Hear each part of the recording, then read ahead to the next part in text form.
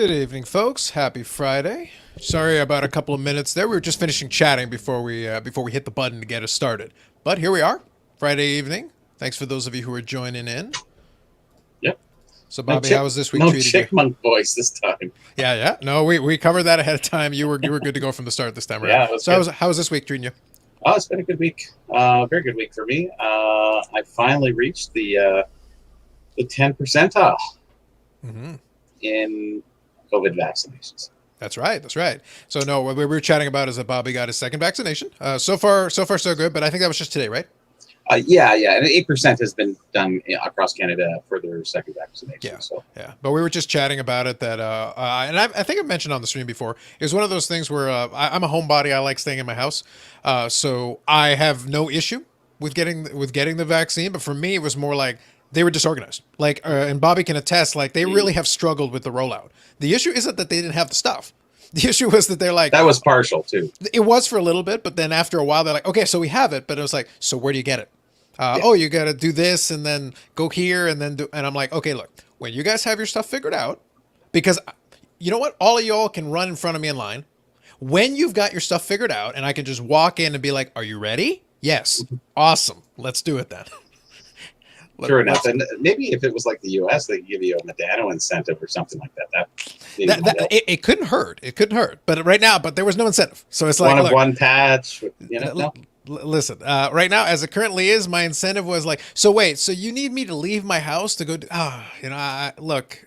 If you want to do if you want to do delivery, I can get everything else to my house. Can you just bring somebody over with the damn needle and we'll just do it that way? COVID Uber. It's like if I have to leave my damn house, it's like I'm out, guys. Forget it. Call Uber shots. It's like, look, leave the border closed for another 6 or 7 years. I don't care. Yeah. Whatever. Anyway, quickly, I'll catch up on the chat here. Good evening, Paul. Good evening, Jeff, as well. Good evening, Aussie Card Dad. Yep, no chipmunk voice. We were good to go. Good evening, Yannick. And Ty's here. Yep, made the show live. Absolutely. And sipping Glenfiddich. Good stuff. It's not too bad at all. Actually, not Glenfiddich, but semi-related, because I mentioned that my younger brother works at Lcbo. So what happens is, in the spirit of like, I don't need to leave my damn house for anything. So if I want to, usually I've got my my little cabinet where I put my Johnny Walker Black and stuff in there. Sometimes I'll get the gold if I want a little nicer one. But the thing is, I got somebody who works there. It's like, hey, if you guys restock, can you grab me one? So usually when when the cabinet is there, it's like, all right, I finished one. I want to swap it out. Can you go grab one for me? He goes, yeah, no problem. But he's been checking the last couple of weeks, not a little while, the last couple of weeks, and it's like no supply. And I was like, so what's going on? He goes, we're not getting a shipment. It's like I've been asking him around, but it's like no, they don't seem to have a shipment. It might be a while. So I said, okay, let me check. So I went on the website. And the one closest to me, because he works at one a little bit further over, he works in Oakville from where I am. A little bit, not too far, but it's a little bit over. And what happens is the local one actually had a little bit of supply. So then I said, okay, well, and they were actually coming on their way back. And the thing is, they drive right by it.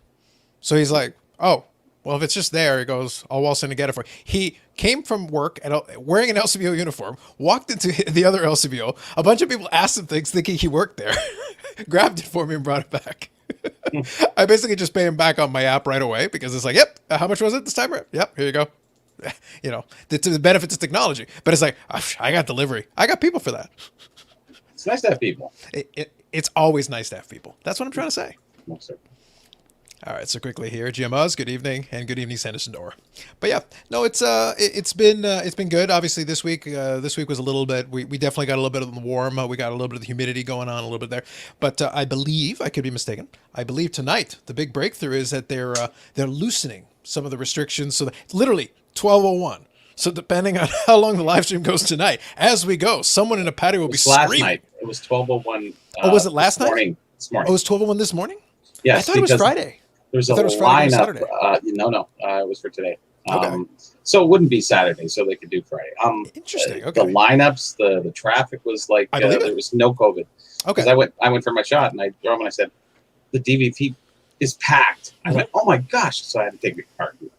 Okay, that makes sense. I actually thought it was Saturday morning, but okay, nope, that makes sense. So then so then the people are going to be nuts the next couple of days. They're like, oh my god, patio, Oh, everybody was on the patio. Every patio was open. It was really nice. Nice to see. No, but it's funny to me because the way this condo is structured is that we have is that I've got a two floor unit, and I don't have a front yard. I actually have a front patio. So the funny thing is, if the weather's good, I've actually, because it's on an elevated, it's elevated the parking garage is underneath, and I'm on the elevated level with the 2 floors. But what Gotcha. happens is directly in front of me, basically, I'm looking at you on my screen. There's a big window in front of that. Well, on the other side of that window, just outside, as soon as I open my front door, there's a patio set and a patio. I can literally put up my umbrella and sit there and have my drink right in my front yard, so to speak. Is it enclosed? Yeah, it's like a little mini fenced off area. You can put up something more if you want to. Like most of the time, a lot of times what it is in more conventional times, it's that the neighbors will kind of chit chat with each other across, or you can just sit there and sit with your laptop or whatever. Like if the weather's nice and I put the little umbrella thing there, I can be working from my front patio feet away from where I'm sitting right now. Nice. Or if it's a warm day, I can be sitting on my patio with a beer. So I have my own patio. Mine's always open year round if I want to. So your exit is your back door? What's that? Your No, big- it is the front door. Oh, it is the front door too. Yeah, Oh, it's okay. it's literally a patio in the front. So it's one of those things where you can just sit there and you can chill. And I've had the set there. I've been here the 7 years, and yeah, in conventional time, my buddies would come over and we just sit there and we could have our beer just because I'm sitting in my front patio. Nice. So give me 1 second. All Here. right. Yeah, apparently Carlos Senior was giving me a call. I'll have to check on what is going on in a minute. A little late though. No Anyway. cake for you. Yeah, exactly. No, he took care of cake. Oh, yeah. There is an occasion. I'll explain in a bit. There is an occasion. There's a reason for the commissioner of Cake Day to have procured some cake, and I will explain.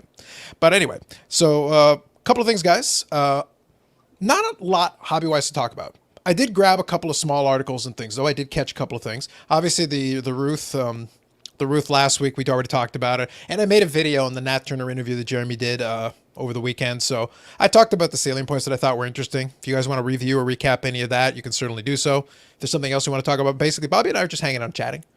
Truthfully, though, if there's something you guys want to chat about or ask about, feel free, by all means. And I've got some cards here that I can show. I know Bobby has some stuff, so we'll just hang out and chat. And this will be very much the definition of just a relaxed, we're hanging out live stream.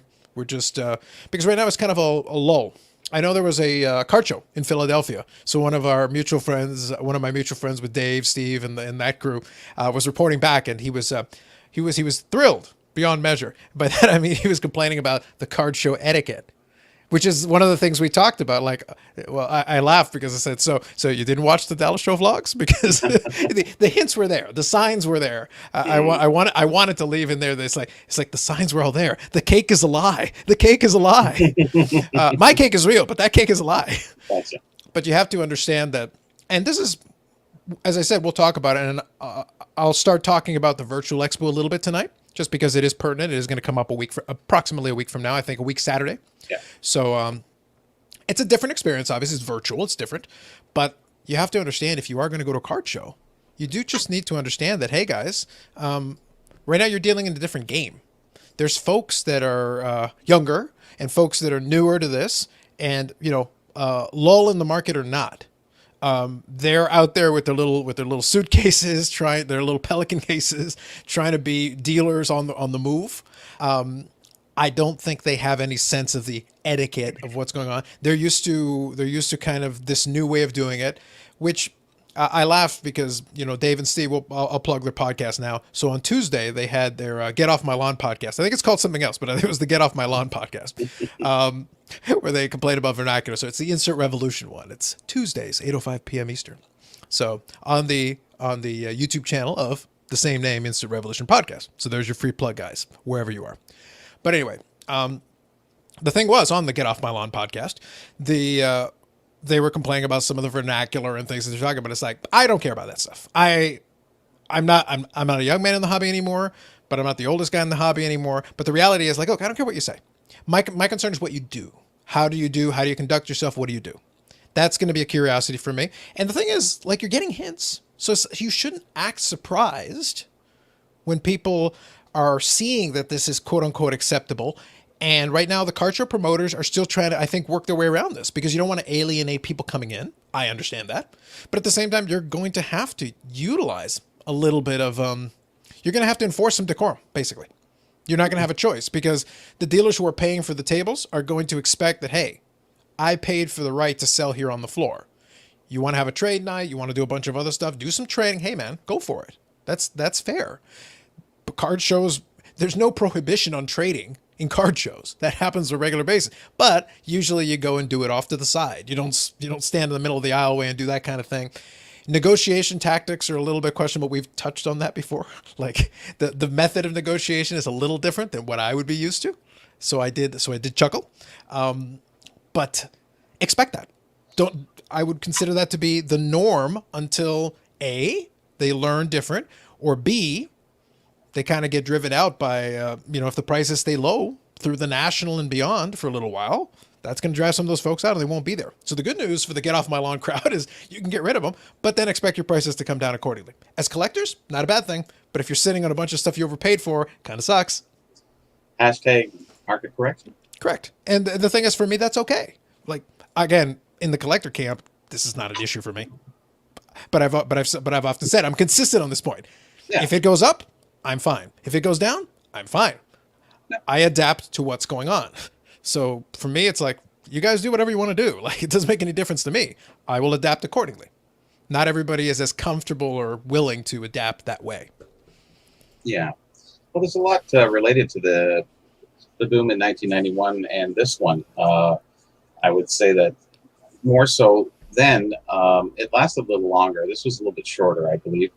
And the money difference is quite a bit different. For sure. For stuff today, you could sell and buy a house. Back then, you couldn't buy a dollhouse. But no, you could buy, some good stuff. But a card went from $5 to $50, or $100.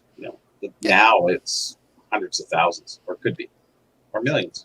Yeah, exactly. And the thing is, all I say about stuff like that, and I'll touch on a couple of comments, guys. I see them, so I'll bring them up here as we go.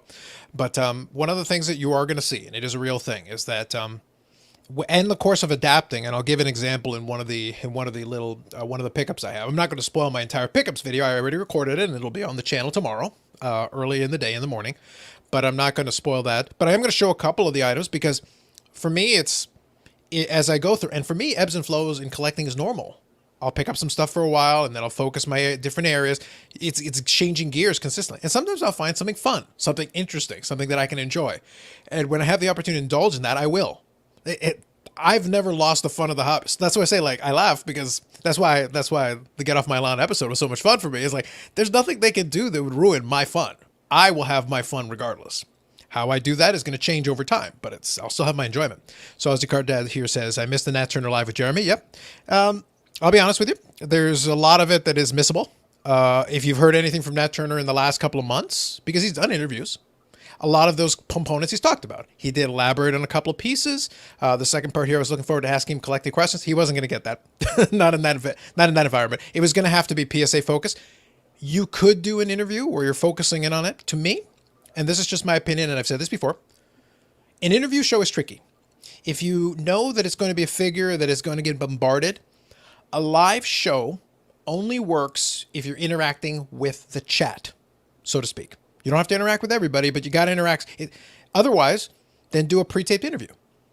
Or do most of it until the end, and then maybe select a few questions. You can, but it's got to be a control. But it works best if you're. You can do a bit of a hybrid model. That's basically what Jeremy did with Tim from ComC. That's right. Yeah.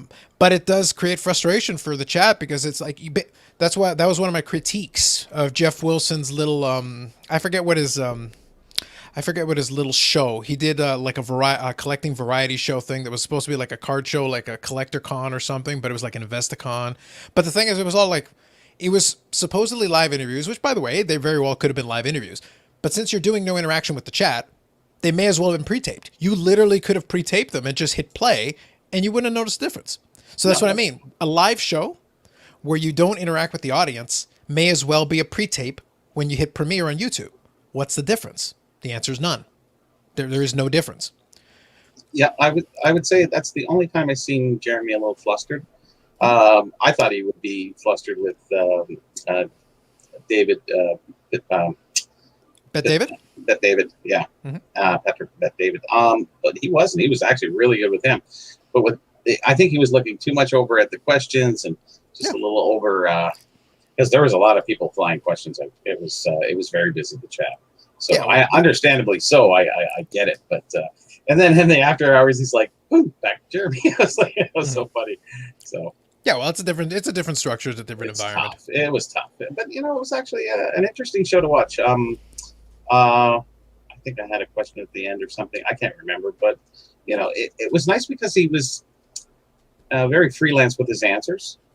So he answered as I've heard other interviews, he answered a little bit differently. So I did like certain takes and a little bit extra came out. So it was actually a really good interview. I enjoyed it. Yeah, I think it served its purpose, but I did laugh. Yes. Yeah, but I did laugh because I saw some critiques for it, and I laughed because in my video I got some of those critiques in my comment. I'm like, I'm not giving feedback to the guy. If he asks me, I'll give my opinion, but otherwise I'm not. Direct your inquiries to Sports Card Live. If you have an issue with the interview, go bug him about it. Yeah. I have nothing to do with it. But I laughed because one of the critiques was like, the emphasis on him being a collector, which he is. If anybody looks, he has quite an extensive collection and a very nice collection of some great stuff. But he's like, a lot of the answers like business. Like, you mean like a guy who owns a business? Yes. Your job in running a business. Yeah, your job in running a business is to do things that are going to help and promote the business. I'd say. Yeah, and here on the stream, we talked about the whole idea of like the 9.5. I don't remember which episode. It was a couple of streams ago for sure. But we talked about the idea of the 9.5 or having the Black Label 10. And I pushed back on the idea, not because it's terrible. And I elaborated in that video this week where I said, look, the argument for it, I totally get it. But the argument against it is stronger. It is. You're trying to change it mid-flight. Good luck with that. Because then you are alienating the people that already have it, that have had this PSA 10 for 30 years under one standard. And then you're changing the standard on the mid-flight. Like, that's a deal breaker right there. And we're talking about cards. It's not like a driving test or anything different. It has a little nuance. This thing has really no nuance, to be honest. They have a published standard. Yeah, but I think that standard has kind of shifted a little bit. But that's okay. It is. You can still, if you want to argue that they're not meeting the standard, at least it's published. You have an argument. You can say you are not following this standard. Whereas if it was nebulous and hidden and it was completely, we'll just make it up as we go along, that's different. But when you publish the standard, if something clearly doesn't meet that standard, then you can call them out because you're going to be like, hey. You did make a point, though. I think you were talking about the centering being on the back a little bit further than I thought. And even on the front, it's about. That's like it's an absolute possibility of a definite maybe that it's 55-45. Okay, what's that mean? Well, we can go a little bit further. And, a 10 is a tough grade to really get. And I think it should be really tight. There's no reason. But they left it loose from day one. So we can argue that's PSA's original sin in leaving the gem Is mint. It original? When has it changed? We don't know. Nobody's ever. I've looked at that standard over the years. If it's changed, it's been very slight. It has never been 50-50 centering. There has always been room for a small blemish. Little bit. I understand. Yes. Yeah, it has always had some room. It has never been perfect. That has never been true, ever. The 70-30 on the back is not centered. Yeah, and I know the back did have a lower standard as well, even back then. So I know that has always been the case. I understand that. I mean, if it's going to get a 10, then the centering has to be right on the back. Like if it's perfect on the front and wrong in the back, that is a printing issue. It's not a cutting issue. Yeah. No, I get it. But it has to be. I just needed to make sure for context, and anybody who saw the video, I needed them to understand that it has never been perfect. So the problem is you'd have to create a PSA 11 or something. But as soon as you try to change the 10, you have a problem because you have old 10s under the old standard that would suddenly become 9.5s or 9s or whatever you want to do if you try to shift it now after 30 years. It is too late to play that game now. I don't think so. I think it's because Beckett went Black Label. SGC went what's theirs called? Oh, it's pristine. Oh, theirs is pristine? Yeah, they've got a gold label pristine. They've got a gold label pristine. Yeah. And Beckett is Black Label. Yeah. But here's the thing. But before Black Label, it's pristine. Yeah, but they've got subgrades. So number one, they have some room there. But also number two, In addition to it, they always had some room there at the top to be able to do that, because for them, so even for the 9.5, they always had a 9.5, Yeah. or an equivalent. Yes. So they had that opening, so they don't have to invent it. They already had it. So in even SGC, when they had 100-point scale, they had Gem Mint, which was a 98 on the 100-point scale, which meant they had a 100, which was already higher. So they didn't have to invent it. They already had it. So that's what I mean. These guys already had it in place. PSA would have to make it up. Yeah. Yeah. So quickly, I'll touch on Ty. I know I got caught up, guys. Sorry. We wanted to go through a couple of those topics there. So Ty says going there tomorrow. I think the Philly show he's talking about. I'm going to stand a lot and have sore legs. I've put in a lot of the work. You knock your socks off. I'm not getting through the people's shenanigans. Nope. Knock yourself out. Have fun. So Yannick here says last Tuesday night was his first time in the Insert Revolution podcast. Get off my lawn cast. And he says, speaking of Amish Dave Archer, the dropping of the Halliburtons on dealer showcase of the show to make a trade with passersby is the new normal. Correct. Just want to get caught up here. Paul says, improvise, adapt, overcome while staying off my lawn. Correct. Spinal Tap, PSA 11. That's right. Yep. I want that Mike Baker GAI 10, 1991 UD Todd Van Poppel. That's scary. That is scary. You'd have to get Mike Baker and Steve Rocky to do a PSA 10. Took both of them. Yep. Let's take I think a there look was a third owner too. Does anybody remember his name? There was Steve Rocky, Mike Baker, and I don't remember. Three guys who came together from PS. Well, the director from PSA. So, one did, but. So for the record, those of you who see the chat, I'll be nice, Ty, but if you publish it in the chat, it defeats the whole point of don't post this. I was like, what's the point? Anyway. When you post the video later, erase it from the history. Yeah, I was going to say erase it from history, exactly. So good evening, Victor. Victor. Yeah, exactly. But anyway, so yeah, no, my main thing, that's why I wanted to make sure that I encapsulated those. All I can do in that situation, I'll give a rationale. You can disagree with it, but I'll explain why. For me, from Nat Turner's probably sat in that room and go, hey, yeah, you can actually, could we do it? And then I go, yeah, but it's going to create a problem.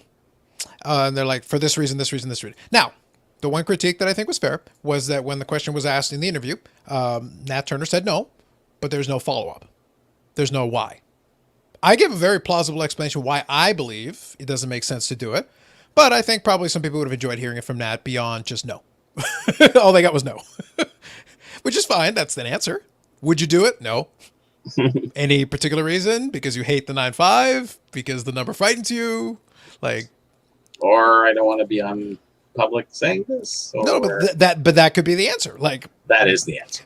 But when you ask the question and you don't have a follow-up, then that's a very unsatisfactory response for a lot of folks. It's like, well, then you might as well said nothing, because then what's the point of even asking the question?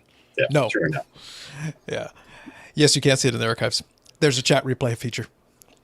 But I think they might come up with something. I know with PWCC, they have come up with that extra little tag. So, this is a 10, but I mean, it's a 10 plus. No, I got you. But my point was that Beckett gave themselves an out with the subgrades. Because when they did the 9.5 was not a 10. No, I agree with you. But I'm saying the 10 did not require 4 10s. No, I understand. Yeah. So as soon as you do that, by doing that, you left yourself room to be like, okay, so if you get 4 10s, now you get a black label. Oh, perfect. That's what has to happen, guy. And that's how you do it. Those little things give you the out. They give you the ability to be like, we're not manufacturing it. We're just coming up with an even higher standard that the previous one did not meet, because you did not have 4 10 subgrades. Because that wasn't the case for you before. It is not the same thing. This one is actually a better card than that. I understand the safeguards that have to be in place for companies. Yeah, you have to give yourself those outs, because at least Beckett has those outs. They gave him something. So anyway, sounds good. So what I'll do, guys, is let me show a couple of cards that came in just as an example. So this is kind of what I was talking about before, about finding stuff for fun.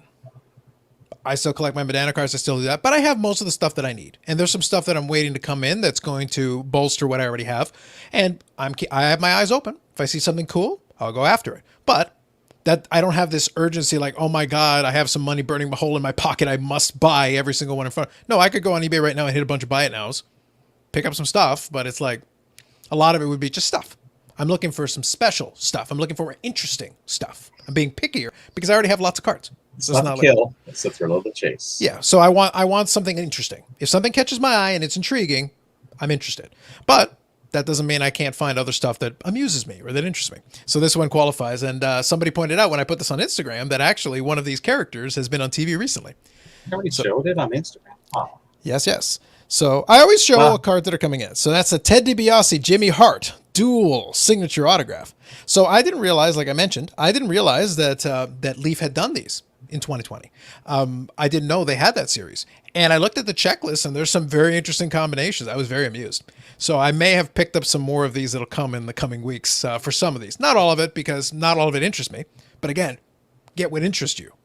$1 Million Man is a favorite of mine from back in the day. Good autographs. You know they're real. Yeah. That's the best part. Yeah. So for me, though, the $1 Million Man was a favorite from my time. So that was a fun one. I enjoyed it. And then Jimmy Hart. Jimmy Hart was a classic character as well, going back before WWE, WWF, and then even afterwards. WWF. Yeah, well, I always thought it was stupid. The whole thing, they'd still be WWF today if Vince McMahon wasn't a moron. All he had to do was not anger the panda. Leave the panda alone. The panda is vindictive. And then Hart went over and he wasn't brought any fanfare with him. It was sort of he left. Not Bret Hart. Jimmy Hart. Jimmy Hart's the manager. Sorry, my mistake. The mouth of the South. But Yes. But a very entertaining character in his own right. So the pair of them, if you think 1980s and early 1990s WWF, these two guys make perfect sense as a pair. It's very neat. You can't see him because it's just a picture and it's hard to see. Yeah, exactly. So it's one of those things. So stuff like that interests me. I have fun with stuff like that. I'm not going to collect the whole set. I'm not worried about that, but I find the ones that interest me and pick them up. Stuff like that is fun. Well, it's better than the autograph cards. Like if you bought, you know what you did with your other autograph cards, we had a nice picture and you got the autographs. Mm-hmm. You know, rather than buying something from somebody that you really don't know, it's on the card. It's the real deal. Mm-hmm. You got the autographs. Absolutely. Yeah, for sure. I like that. So that was a good one. And then the other thing that I've started to work back, that I had already had the project, but I wanted to get back into it, and some of it started coming in, vintage. So I got my 1954 Bowman Yogi Berra. So that's needed for my set. I like that card. Yeah. So that's one of the key ones. I'm a big fan of these guys. And then I do have, I'm not going to show the whole stack. I want to save something for the video, but I did get a pile of my 1960 Parkhurst in. Nice. So some reasonably clean copies, not super high end because a lot of these do have centering issues, but they are pretty clean. And I do enjoy the bold colors on the background. They are some nice cards. I do that enjoy red them. and blue is beautiful. Like when you have a red outfit and a blue background like that, some match up better than others, but that's a really nice one. And they have different color coordination for the teams because if you get Montreal Canadiens, you get the yellow background. Yeah. So some good stuff. Like I said, I got a stack of them. So that is in the video, and I'm not going to spoil the rest of that. I wanted to see the rest. Yeah, there's a bunch. So ooh. a whole stack of them. So that was because I'm getting down. Yeah, exactly. I'm getting down to, I have about 70% of the set now, and I have most of the stars already. So I'm well on my way. We're down to maybe about 18 of them. It's a 61 card set. 61 card set. Yeah. A weird number. Yeah. It's the way it worked out. But then the personal favorite for me is, and this one made it on the Instagram today. So I got my Juan Soto, but that's the gold prism. And these are all numbered to 10. Big fan of these. And now I got to stack up about 5 of these different gold prisms and gold selects from 2020. Is that a 9 or? This is a PSA 9, yeah. So I'm not a big fan of the, So let me scan here. Nice, nice. Yeah, eventually Paul worked his way up to Eric Harris. Yep, exactly. Nice. Yep, WWE might be a mouse. Yeah, exactly. Mickey Mouse. That's right. They're already well past that point, Dave. It's one of those things like I mentioned the other night that right now AEW has been preempted for the NBA. And as a result of that, they're on Fridays. But they're on Fridays in like a terrible time slot. So they're actually starting at 10 p.m. So literally the show just started 3 minutes ago, which for prime time on a show is actually a terrible time slot. For most people aren't going to start watching a 2-hour show at 10 p.m. until midnight. Now, I'm a night owl. I don't care. And I have it on the PVR, so I'm going to be able to watch it anyway. It's not an issue. I just go to the guide and hit the button, and I'll record. But not a great time slot for most people. No. But I've been enjoying their product a lot more. At this point, I'm just off WWE. The $1 Million Man came back to WWE this week and has been doing a little story with a couple of the NXT guys. And as part of the story, they're leading to a match where they're going to have a ladder match, and the prize at the top of the ladder match is the $1 million belt, which hasn't been on TV in years. So the $1 million man is the only person who could bring back the $1 million belt for any reason. So it's got to be the $1 million man. And he looks great, actually. He's gotten back into shape, and he's still got the cackle. So the timing was beautiful that it came in this week. And then I think it was Josh Pac-Man that mentioned that, fun, great timing because, Ted DiBiase was on TV this very week as well. So he was back on there re-debuting the $1 million belt, which was a classic gimmick that he had, especially for his run. I have seen a lot of them afterwards or more recently. It filled out quite well. Well, yeah, that's usually what happens with a lot of those wrestlers, though. Like they lived a very hard life on the road. They didn't take care of themselves, and then as soon as they're out of it, because wrestling is a very image-conscious business for a lot of these guys. Some of these guys, now the $1 Million Man was never a body guy, but he was he was an excellent wrestler, so he kept himself in ring shape. So when you're out there doing it consistently, you're at least, that's still exercise. You're still moving around. You're still doing stuff.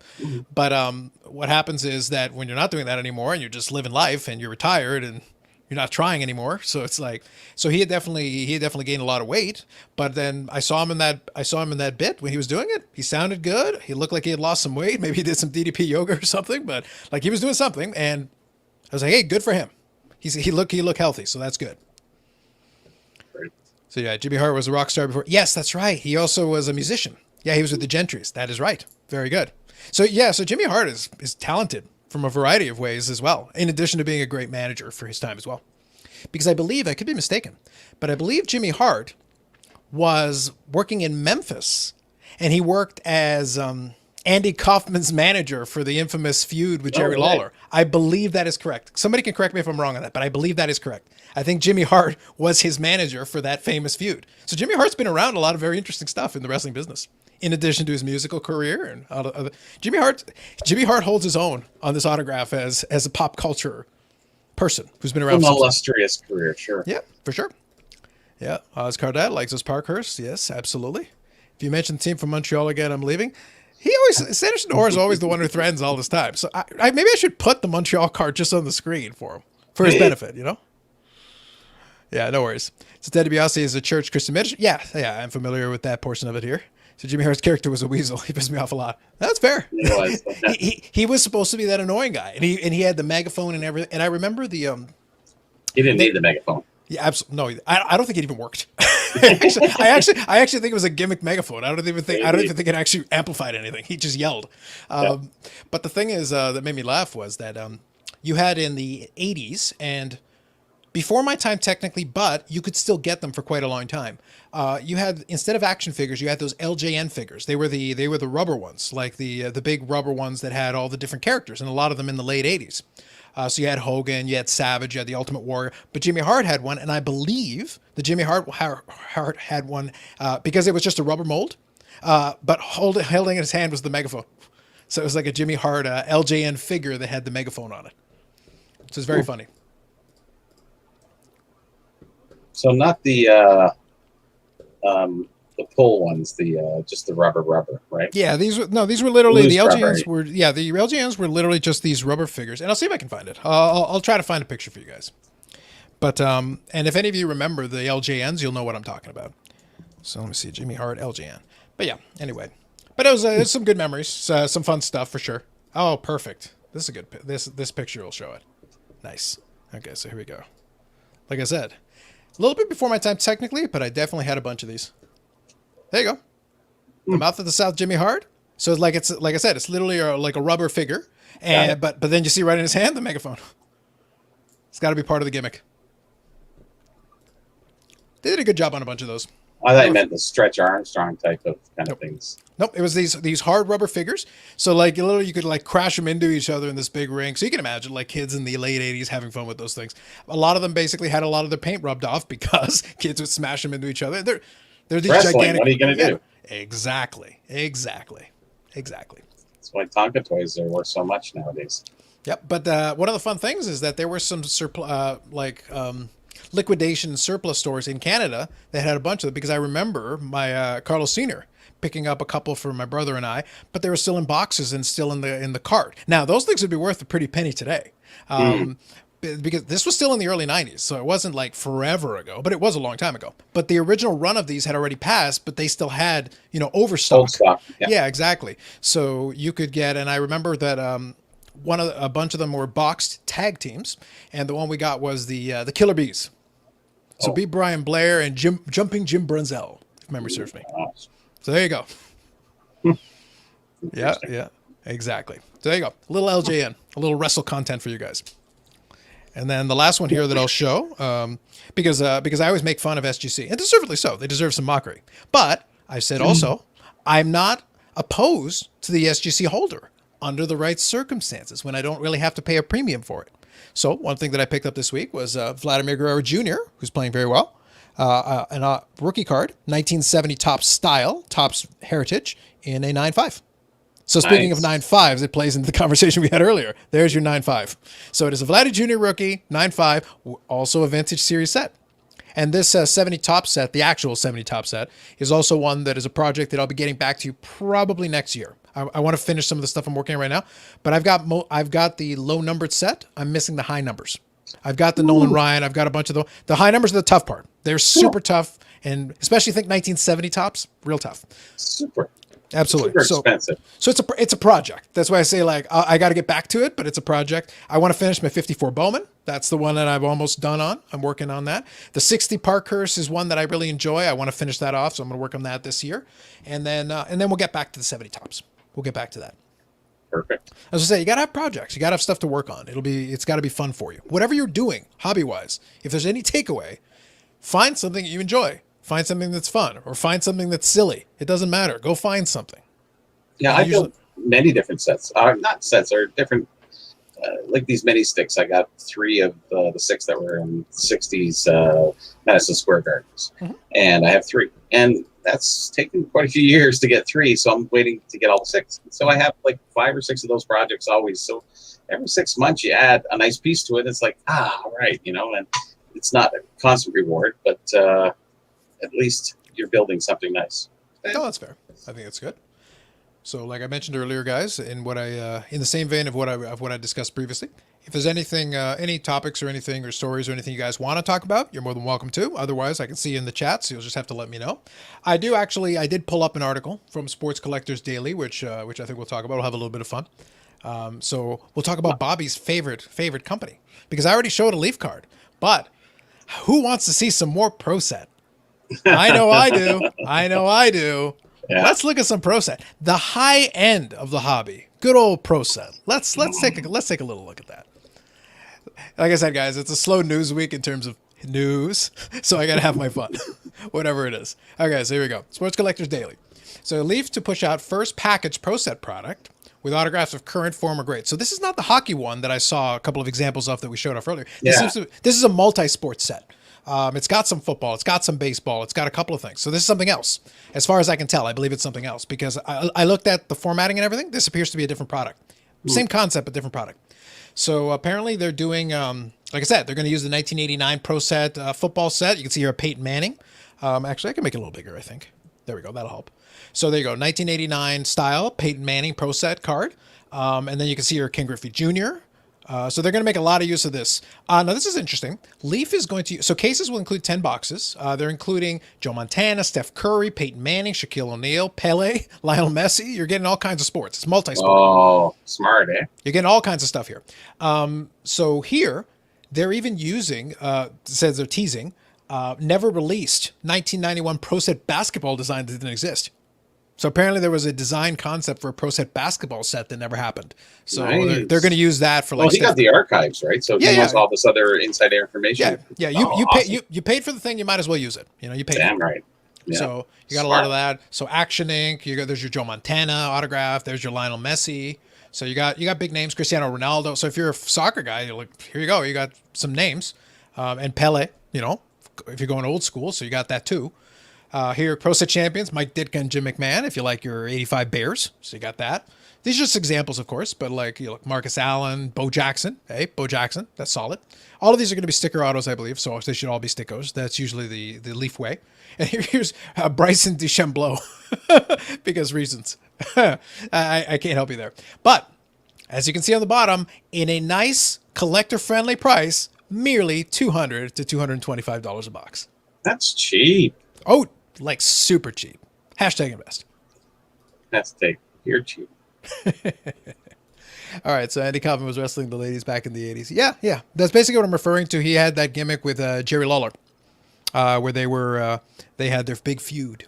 That's what I mean. Like, I believe Jimmy Hart was managing Andy Kaufman for that series of, I think it was only really 2 matches, and just a lot of verbal sparring, and then the thing on the David Letterman show before it was the David Letterman show. It was like the Late Late Show. It was the predecessor.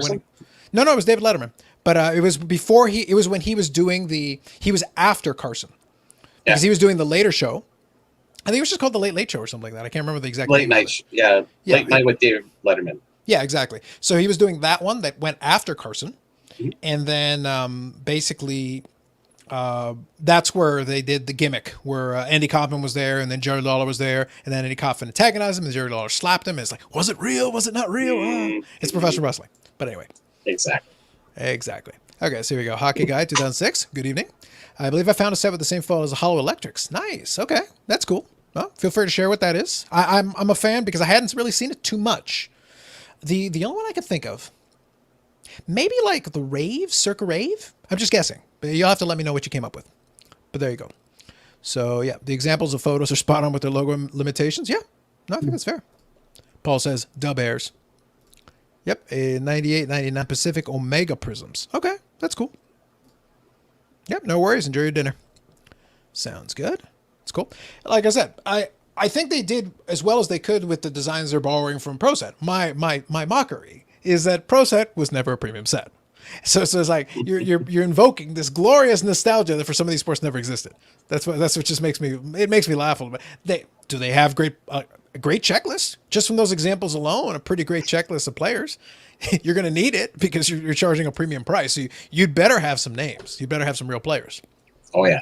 Yeah. So to justify, the price is like, you better give us some value. I will say Leaf is usually good about coming up with ways to create value out of their product. They will find some nice autographs, some memorabilia, or whatever the case may be, depending on the product. They have to. Yeah.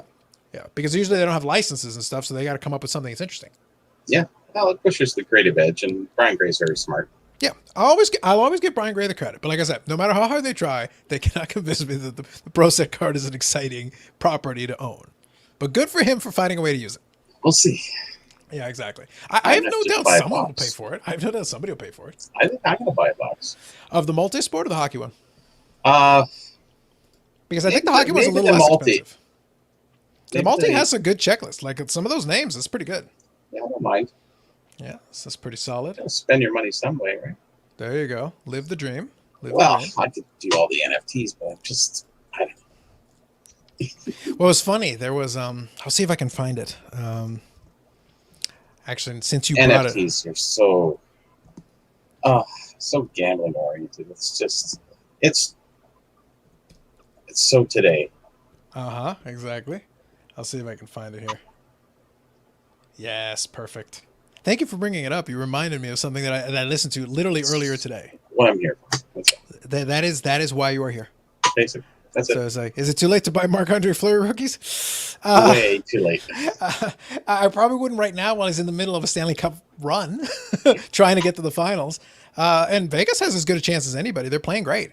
I really thought that Colorado would get to the finals this year. I really did. I like Vegas. I loved when Vegas did its initial Stanley Cup run with Fleury, their first go around. You never know. Like, it's hard to say, but I would say like you would be buying into the teeth of the market. Probably. There's a lot of those cards. Now, not for everything, by the way. You can definitely find some cool cards. Rookies. Yeah. You're probably going right into the teeth of the market. You might be better off. I think regardless of the outcome, you might be better off. If he wins the Stanley Cup, good for him.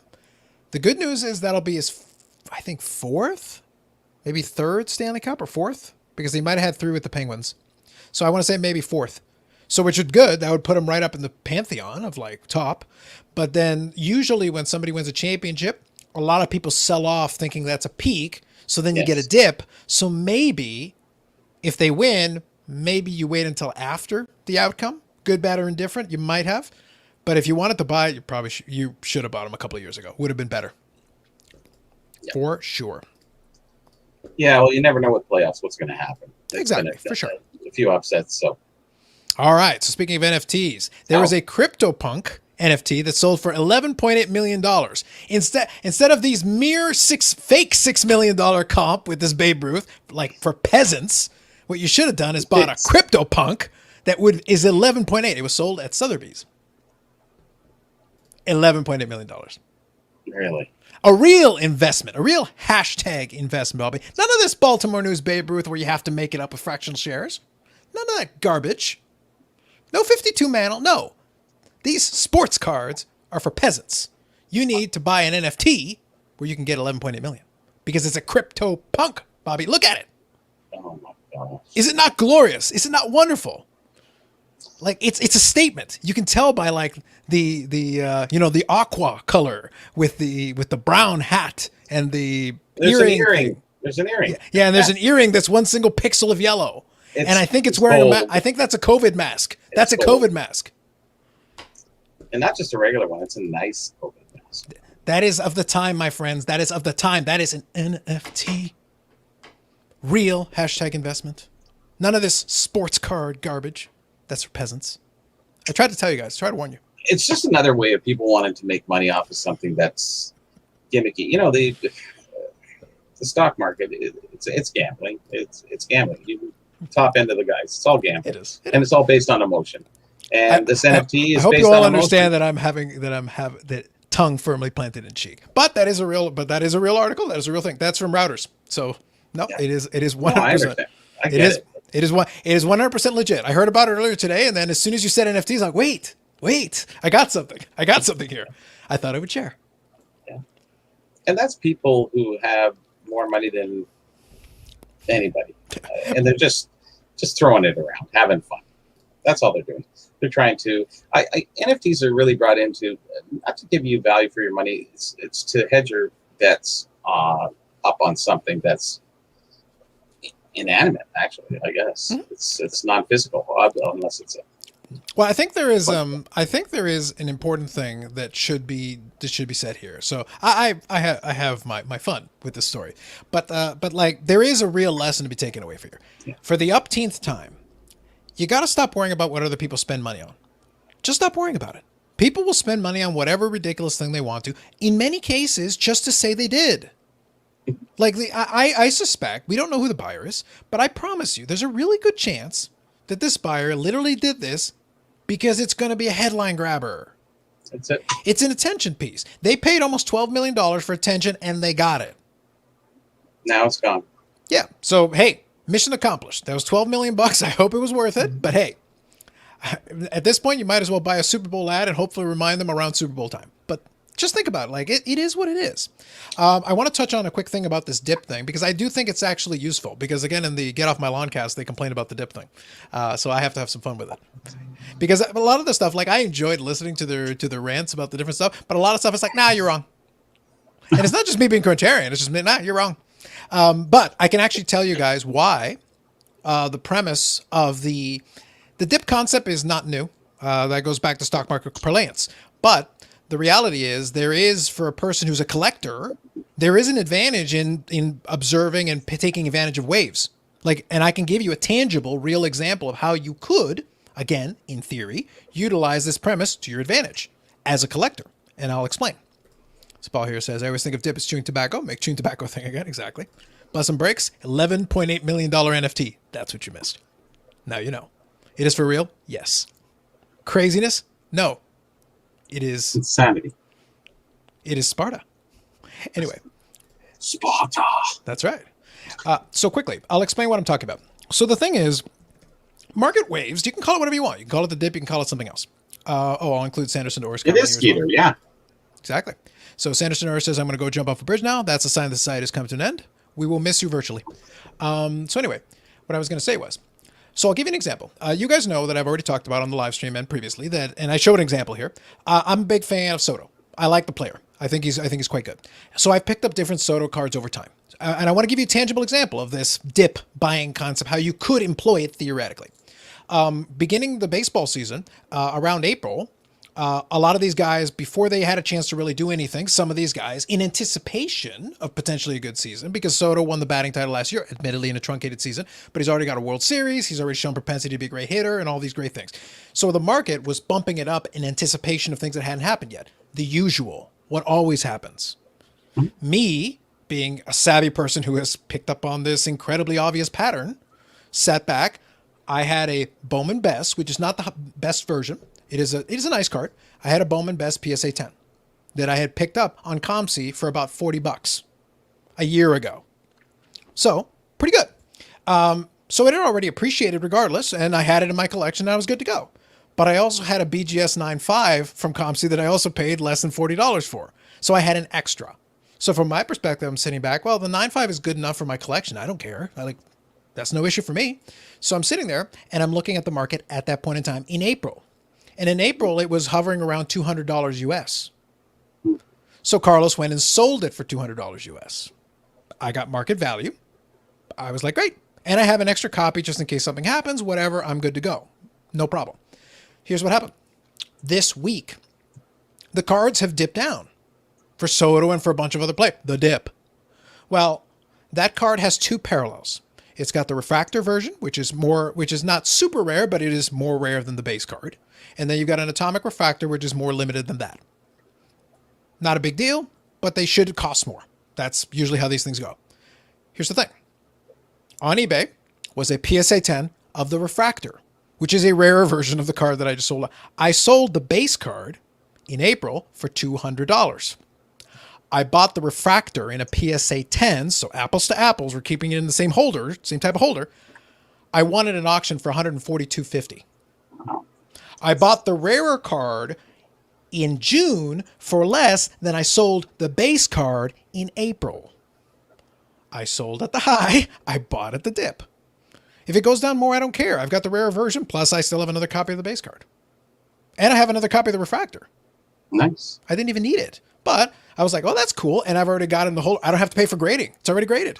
Yeah, that's another big part. At this moment, that's $300 value, Bobby. That's a $300 value just for the grading. True enough. I just sent some stuff into SGC. Yeah. So the point that I'm trying to get at is even from a collector perspective, I technically upgraded my card and pocketed money in the difference. That seems all right. It can be done. That's one specific example. But the point is, like, that happens. And if you're watching those ups and downs, and again, for me, I wasn't doing it, oh my God, I'm trying to make this huge profit. I actually want the card. But like I said, I had another copy of the same card. So for me, selling the one at a decent price and then buying the other when the price was more advantageous seemed like a logical move to me. Yeah, and it works in today's card market when at least when the players are playing. Yeah. Because then, it's adjustable. You'll see it go up. He has a great little run, and then all of a sudden his card jumps up, 20, 30%. Or even the 10s, they tend to jump up a little bit higher than that too. So you bought at the right time. And dip is just a part of it. It really, it's so based on emotion. And I think one of the big things that comes out of all of this, and we were talking about the the new card market and all these people going around, is I think not only is it investing, it's they're not sort of collectors, because the collector base really hasn't changed that much, I'd have to say, across the board. But the investor part, that's all new and everything like that. I think those guys are really they've turned themselves not into collectors. Everybody's a dealer. And when you run out of collectors, dealers end up stopping.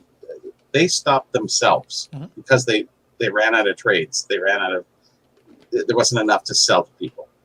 So they kept trading up, trading off. The other guys were selling, but they out traded themselves, I believe. And that's why they hit that point. And then you have more product coming constantly in to the marketplace. Millions and millions of dollars every issue that comes out, because of the ones that get graded, the ones that are 10s, the ones that are really rare. And then there's how many issues per year? Like 300 issues, between all the sports. Yeah, so basically something like that. Keep adding to that marketplace. Where is all that money coming from? Yeah. But I want to touch on something that kind of plays off what you're saying.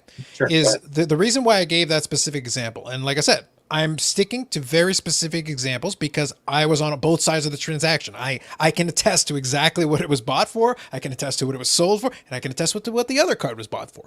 So I know every part of that transaction inside and out. So that's okay. But one of the advantages that someone like in my position has, who's operating like, I'm not ignorant of values. Obviously, I took advantage of an opportunity with this value, but I'm still operating with the mindset of a collector in the sense that I upgraded to a nicer card, having another copy of the other card. So it's not like I lost the first card and it's gone forever. No, I have another copy. It's okay. But I was able to take advantage of that surplus that I had bought at this low price to be able to then, because I sold, technically, if I had never bought the second card, I sold a $40 card and sold for $200. Already, like, that's a win. I turned 40 into 200. Well, really what I did is I turned 40 into a card that months ago, around the same time that other card was 200, that refractor was 400. So I bought a $400 card 2 months ago for $142.50. Basically, yeah. Yeah. And I have a couple of bucks left over from the initial transaction. That seems good. Like normally if you do these kinds of transactions over time, you're going to come out ahead. That's not a bad thing. That's okay. But it requires patience. It requires consideration. It also requires not acting emotionally. So that's why I said the market goes up. I took advantage. I sold when the market went up. The market went down. I bought the thing cheaper. If you're not acting emotionally, you're like, I win regardless of what happens. It's a calculated risk on a one-time basis, and you use yourself in third party, which I really like. Because I can. Because so yeah, it's a calculated risk, and I think we've all done that. Consistently, can you do it? Not with that kind of margins. No, with those margins, no. But the concept of buying and selling at different times and taking advantage of these little increases, I've been doing it for 31 years. So it's like, yes, you can, but in a smaller percentage basis. Yeah, not all the time. Yeah, no. If you're willing, if you're comfortable taking these small gains over time, and you're not trying to bleed every transaction for every penny, you'll do fine. And I think that's what's going on in the new card market is they ran out of places to trade stuff, and the ups and the downs and the comps and all these other things. Kind of everything was working for them because it was all going up.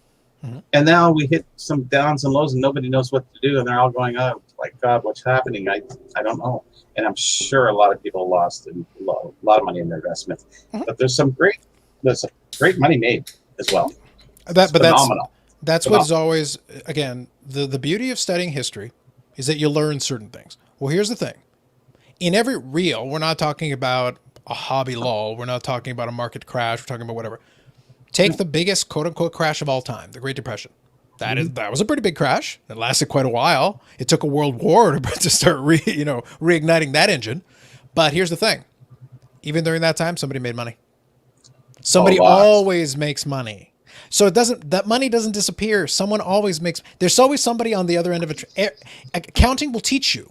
A ledger requires two sides of the transaction. If somebody loses money, somebody's making money on another side of the transaction. Even if you don't realize how they're making the money, they did. It's usually people with a lot of extra money. Exactly. But because they're able to hedge their bets on things on the way down and they're really cheap. Because they know it's going to go back up. But the ones who have the luxury of patience and who are able to do that are the ones who usually win. Yeah, adding patience to that is key as well. But if you have the money, you can have the patience. Exactly. Well, I'll touch on Bless and Breaks is writing a couple of different comments here that's touching on this a little bit.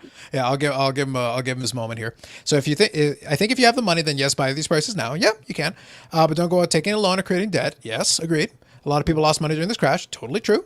Dave says peaks and valleys, which is 100% correct. Yep. Not everyone wants to be the record setter on the latest cards. That makes zero sense. Only those who want attention have found the money tree. I want that false idol notoriety. Very true. Another point I make though, and we joked about it during the Get Off My Lawn cast. I have been the record breaker, the all-time record breaker in a bunch of Medana cards. But it isn't a source of pride. I'm annoyed because I would love to have gotten it cheaper.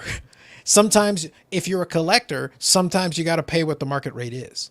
Yeah. Because if it's a truly tougher to come by piece, it's not like they're going to come by every 20 minutes. Some of these items will come by.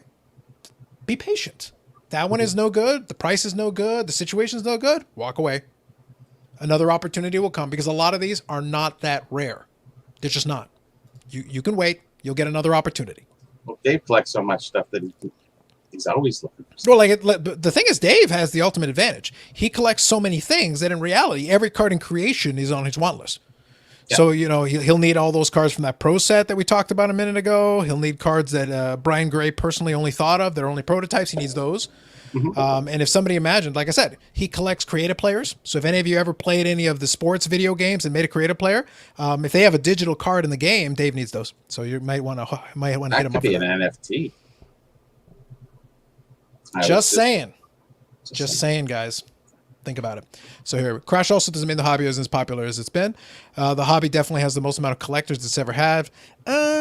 Collectors is a very tricky thing. It's a loosely. Let's do this. The hobby has more active people spending money on it than it has in a very long time. Let's put it that way. They definitely have more investors than they've ever had. But that's why I'm being very specific. I'm saying people who will spend money on the cards. People who will spend money on the cards, regardless of motivation. People who spend money on the cards, there were a lot of them. Regardless of motivation. Yes. Yeah, and it's not a crash, it's a correction. Because I know everybody's saying, oh, the hobby's great. No, it's a correction. It's a leveling up. It's a let me pet you really nice and but I want the real crash, Bobby. Like that's why I joked about it last time. It'll never really crash. It's gonna go back to don't ruin my dream, Bobby. I want the T206 Honus Wagner for $50. Let's go. Well, I think we all will at that time. Like, let's go, man. Let's do it. I wish. I got some cards. I'm in. I'll pony up the $50. We'll make this happen. I got cards. There you go. We'll get to those. Real cards. I know some of those. I'm familiar with some of those sets. Those are some good cards there. Quickly, I'll skip through a couple here. So 5 to 10K, let's say people will see on Instagram and Facebook are the exception. Show glitz and glamour. Those high end deals represents 5% of the hobby. Less 1%. When you see the 17,000 Luca Prism Pop report, the question isn't 17,000. Yeah, we've touched on that. You are correct, but we have touched on that one. I think he's low on the number, but anyways, yeah. Yeah, I think it's closing 20. I think it's getting close to 20. PSA 10, Forsberg, Upper Deck Forsberg, sells for about $100. Razor Sharp Center copy sells for 1 over 5 average. There are 1,100 copies in ComC. If this doesn't explain the ridiculous of third-party graders. Yeah. Well, here's the thing, though. But here's the thing. Let me be clear. PMN, I understand where he's coming from. It is not the ridiculousness of third-party graders. It is the ridiculousness of people who will pay the premium. Don't blame PSA. That's not their problem that you will do that. It is your problem that you'll do that. I'm not talking about you specifically, but I mean in general, the general you. Just understand that. They're two different things. So Maiko here. Good evening, Maiko. Thanks for popping in. So there may be less collectors than 12 months ago, but yes, more people involved. Yeah. And I think that's reasonable. Fair. I think that's fair. So thank you, Carlos and Bobby, for your collector comments. Not a problem. So he hasn't jumped off the bridge yet. So thanks for hanging by, Sanderson Door. But Bobby, corrections don't last 4 months. Bless and breaks, don't ruin this for me. It can be a correction, it can be a crash, it can be whatever you want. I don't care. I want blood in the streets. I want people to actually jump off bridges because they're so depressed. Let's do it. Don't ruin this for me. Stuff does come back, and it can last longer than 4 months. Hockey's so hard because it's based on emotion, but then you have players playing, and then you have Hall of Fame inductions, and then you have all these other intangible things that kind of surround it. It's not like a Mickey Mantle card. He's not going to do anything. He's dead. It's there. And, I was just watching a video today about the 90s, and they're talking about all these kids are investing in the new cards, Nolan Ryans or whatever they're collecting, and they're paying the big money for them. And they say the old collectors still like the old cards. These kids should be collecting old cards because they're going to stand the test of time. And what is really kind of happening with the hobby and the newer stuff, a lot of guys I've seen actually a little bit of a rise in the vintage cards lately. And I think a lot of people are kind of going, hey, let's go with the older cards, because that seems like everyone's getting into the mantles and the investment, the fractional investments they're buying mantles and the older cards. So I think there's a little bit of a shift and change there. Yeah, but the thing is, we've touched on a little bit here and there, where I said, and I used the examples before. I talked about 2 cards that I had bought years ago, and this is from a collector mentality. Again, still thinking collector mentality. I didn't buy it because I was I was trying to profit from it, although I could. I bought the 52 Bowman Mantle, the 53 Topps Mantle, 2 of my favorite cards in the vintage side of my collection. So out of innocence, you bought it. Not because you liked it. It is because and I've said my hobby story in the past. I was collecting vintage early on as a young guy. For me, those were Grail cards. Those were cards that I never thought I would have the opportunity to purchase. So when the opportunity came, even in a low grade, already graded, So authenticity wasn't a concern. I was good. Plus, I had enough experience to be able to discern if there had been any issues or concerns. But there are two of my favorite cards in the collection. Here's the thing. The 52 Bowman is the less famous of the two 52 Tops cards. It's not the 52 Mantle, but it's a 52 Mickey Mantle. It is a 1952 Mickey Mantle. It's contemporary to its more famous brethren. Yes. But the thing is that I bought it for $400. Today, the last one, I was watching one on eBay, literally I think it ended yesterday. And it has a kind of almost like a hole in the middle of it, which is, lower condition than mine, even though they're both ones. Again, there's a spectrum of ones. It sold for just shy of $2,000 US. Nice. So it's like, no, sorry, 1,600 US. My apology. I translated back into Canadian, but okay. 1,600 US. But I paid $4. Oh, it's not 10x. Like, I'm sorry, I'm still 4 times the price what it was before. And the other one, the 53 Tops, I paid $600 for, more, because it's a 53 Tops. If any of you have seen it, it's a beautiful image. It's a really gorgeous card because it's a painting. It's literally a painting. That's why it's one of my favorites. I actually prefer it to the 52 Tops Mantle, but the 52 obviously is an iconic card. But I love the 53 and the image that it shows on there. That one is pushing 2,600 US. I paid 600. I bought it not because I was worried about the investment potential. I bought it because I knew that if I waited, the day would come that I'm not going to pay $2,600 US for it today.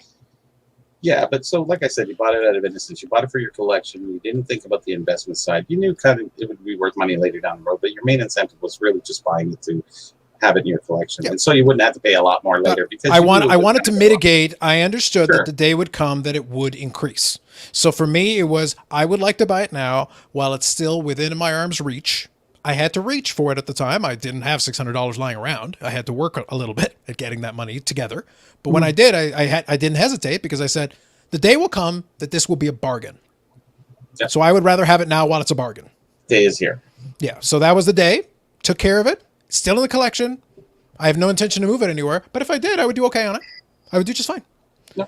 But that's what you need to understand. That's the collecting side of it, but still with an eye on the value because it's still pertinent. Today, I couldn't buy the same card. It would cost me more. Yeah. And it's got good eye appeal for a card in that condition as well. So it would probably be a little premium because I picked my piece carefully at the time that I had the opportunity. So real quick here.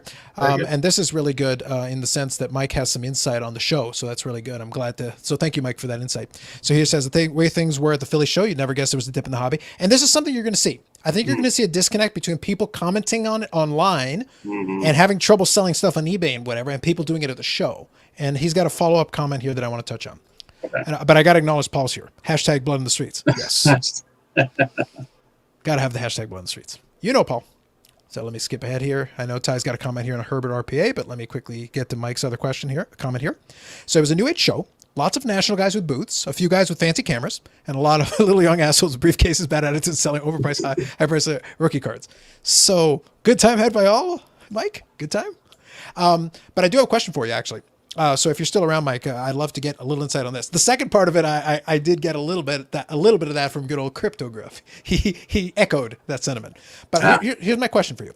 Obviously, there was activity. There were people around doing a lot of things with the briefcases and all that, bad attitudes, the etiquette thing we talked about earlier. So I knew that. Were you seeing? This is what I'm curious about because in the Dallas show, this is an interesting observation.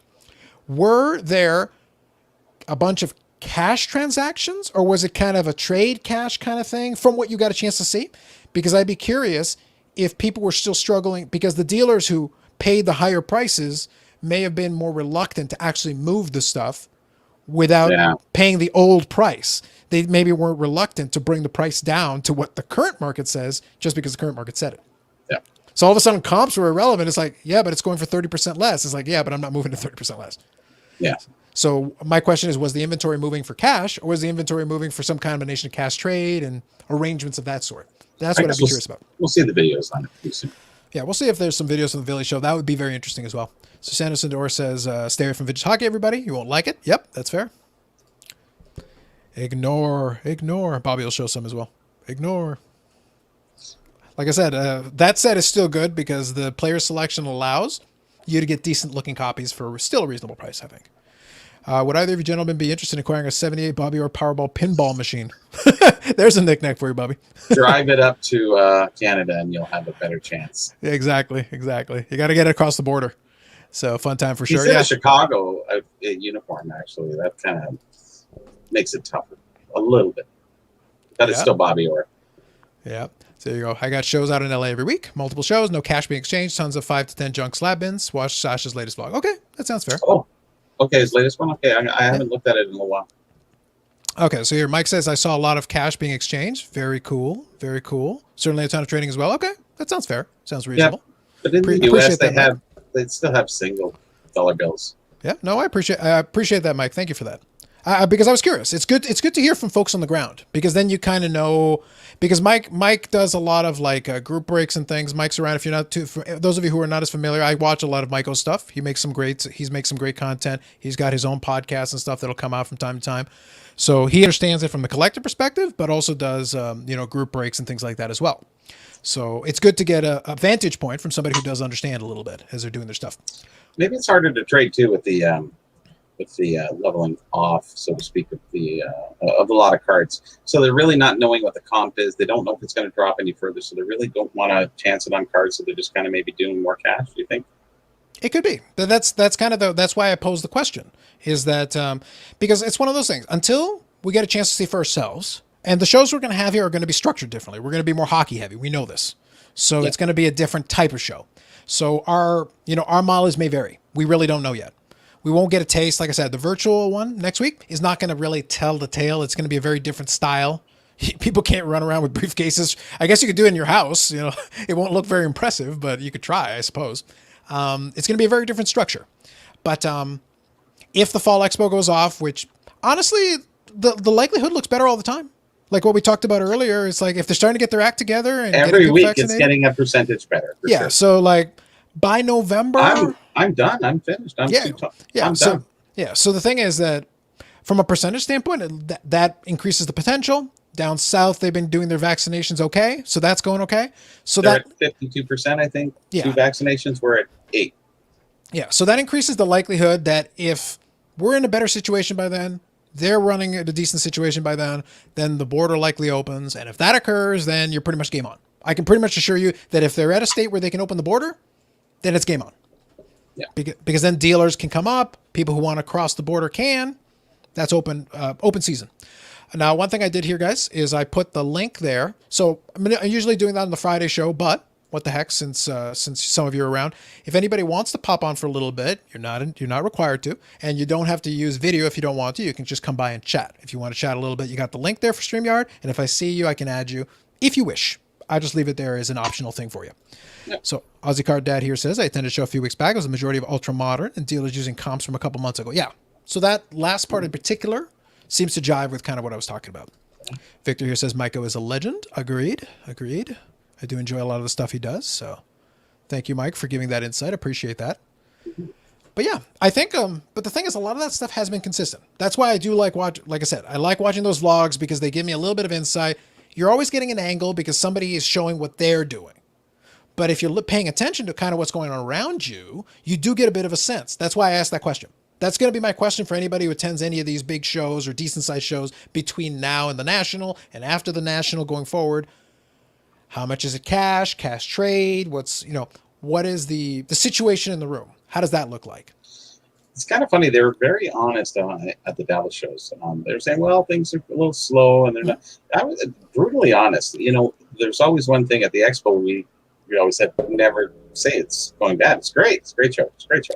Mm-hmm. We always kind of said that amongst dealers, and I always did well. But I'm just saying, there's some guys who just didn't do well at all. It's because of the stuff they were bringing, what have you. But it's interesting the brutal honesty that these guys have.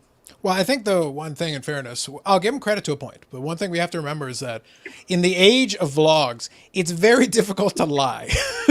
If we're watching a bunch of vlogs and we see your table and literally there's nobody ever there, you want to try to BS people and say that you sold a million things? Be selectively published too. So agreed. But what I'm trying to say is, if you see the same table over and over again, and every time you see it, it's empty, and people are scanning different displays.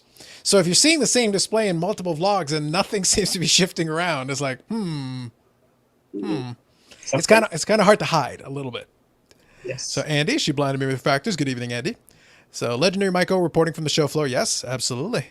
So thank you to Mike for popping by, and thank you to Andy for popping in. Yeah, Ty here hits a lot of shows in Virginia. Now they're flowing and get some. Now that they're flowing and they get some videos up. Yeah, it's good to get perspective from different parts of the states. And like I said, for us, I fully expect that once we're in a decent spot, because Ontario tends to be a hot spot in terms of volume, but there have been shows that like they do like a Calgary show. They do like some shows in Vancouver and stuff like that. So if it becomes more viable, then you can get a little bit of a sense, because I think it's called the big one in Vancouver that they do. Do they still do that one? Yeah, it's not very big at all. The Summit. Well, false advertising. What do you want? Yeah, well, that's all over. My friend that goes to the Vancouver show, he said, there's a few guys there, but he says not too much. But I'm talking from the vintage. From the newer part, there might be a lot more now. I haven't heard of the show recently. The Summit show might happen in the fall, which is the one out in Calgary and or Edmonton. They alternate. And that one's been going. I went to the very first one in 2008, I think, somewhere around that time. Flew out there, and it was nice. What you're usually looking for. So I'll quickly touch on this one here. So Mike says Ty and Wesker Griff are going to tear up the show tomorrow. We'll see.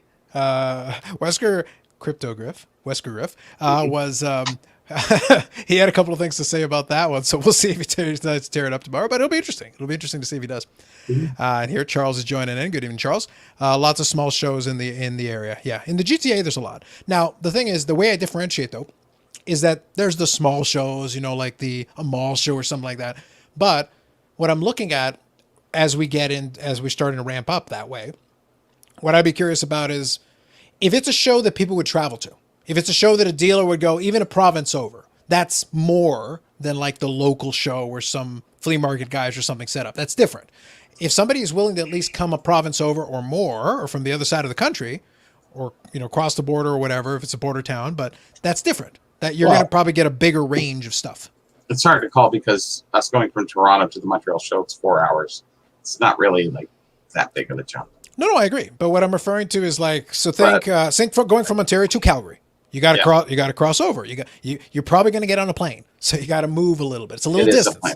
It's a hike. You're not going to just, you could hop in a car and do it, but it's not, I wouldn't. It's a long drive. That's I was going to say, I wouldn't do that. I would not do that. You're on your own. I would get on a plane. Yes, me too. Yeah, so Mike had already got all the great cars in Valley boxes. He didn't leave me any meat. Yeah, exactly. No meat on the bone, did he? I like the bone broth. Yes. Well, that was one of the fun ones. It's like, no, meat on the bone's a real thing. It is. It was a flea market for many a year. That is a real thing. How many Josh Johnsons were there? Inquiring minds want to know. That's fair. But yeah, I think we're going to see. I want to see because I think the vlog thing isn't going to go anywhere for a while. I want to see how the vibe of the show evolves. That one's for Dave and Steve. The vibe of the show evolves as we go along. I want to see if it starts shifting. I want to see if the way people do their stuff starts to change. Because like I said, we already talked about the whole etiquette thing. Well, do the show promoters keep allowing that to slide? Do they eventually start like cracking down on it, being like, hey guys, like, look, there's a very basic way of doing business here. Follow it, because otherwise we're going to have a bit of problem, because these dealers are paying money. Because like I said, the dealers are paying money for those tables. You are not. So you got to understand what you're trying to do here. Trade night. Ooh. No, but I get it. That's where the promoters are going to have to start adapting too. They're going to have to start understanding like, hey, this is what's going on. Then they should get in on it too. Yeah, exactly. There's an opportunity if you think about it. There we go. Didn't hit the Valley boxes. It was all over them. Nice. Yep. Valley Bin Fanatic. Yep. High number tall boys. Fair enough. So there you go. If somebody hasn't been to a show for a while, so Andy says here, I think they'll be surprised at the National. Yes. Today's version of slow is going to be faster than what people remember. I think that's fair.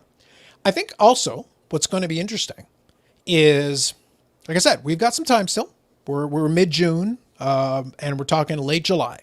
So between now, about a month and a half. Let's say about a month and a half. So between now and then, I don't doubt that the National will be very well attended. I have no doubt. I think there'll be tons of people in that room. The question is, if prices have not rebounded, if they're still kind of either holding or still dipping a little bit more on some of that stuff, does that put a chill on transactions? Because you'll still have stuff being done, but are you going to have that a lot more trades being done between dealer to dealer, you know, collector to dealer, dealer to collector? And is it just going to be, is it going to be shifting a bunch of slabs around? Is that what we're going to be talking about? Well, I think a lot of people are hedging their bets on the national bringing everything back up. I think that's their expectation. Yeah. And I'm listening. That's why I'm listening to the words being said by people. And I think they think that, and maybe it will, but that's what I'm hearing. Well, as we said, you know, the newer collecting or investing is about emotion, and emotion is the hype and everything that's going around. And if that drives the price up, then it will, if the hype is up and up. If it's not, then I don't know if the show will do that. I think it needs to happen more visually in large auctions or eBay, and seeing some prices going up and up and up. Again, I threw up to the points that I went to. I don't think they're going to come back to that. That was a perfect storm, I believe. It could be. The other thing is, and we've touched on it before, people downgrade or discount the psychology part. So much of it is psychology, perception, people riding these waves. It's always been like that, though.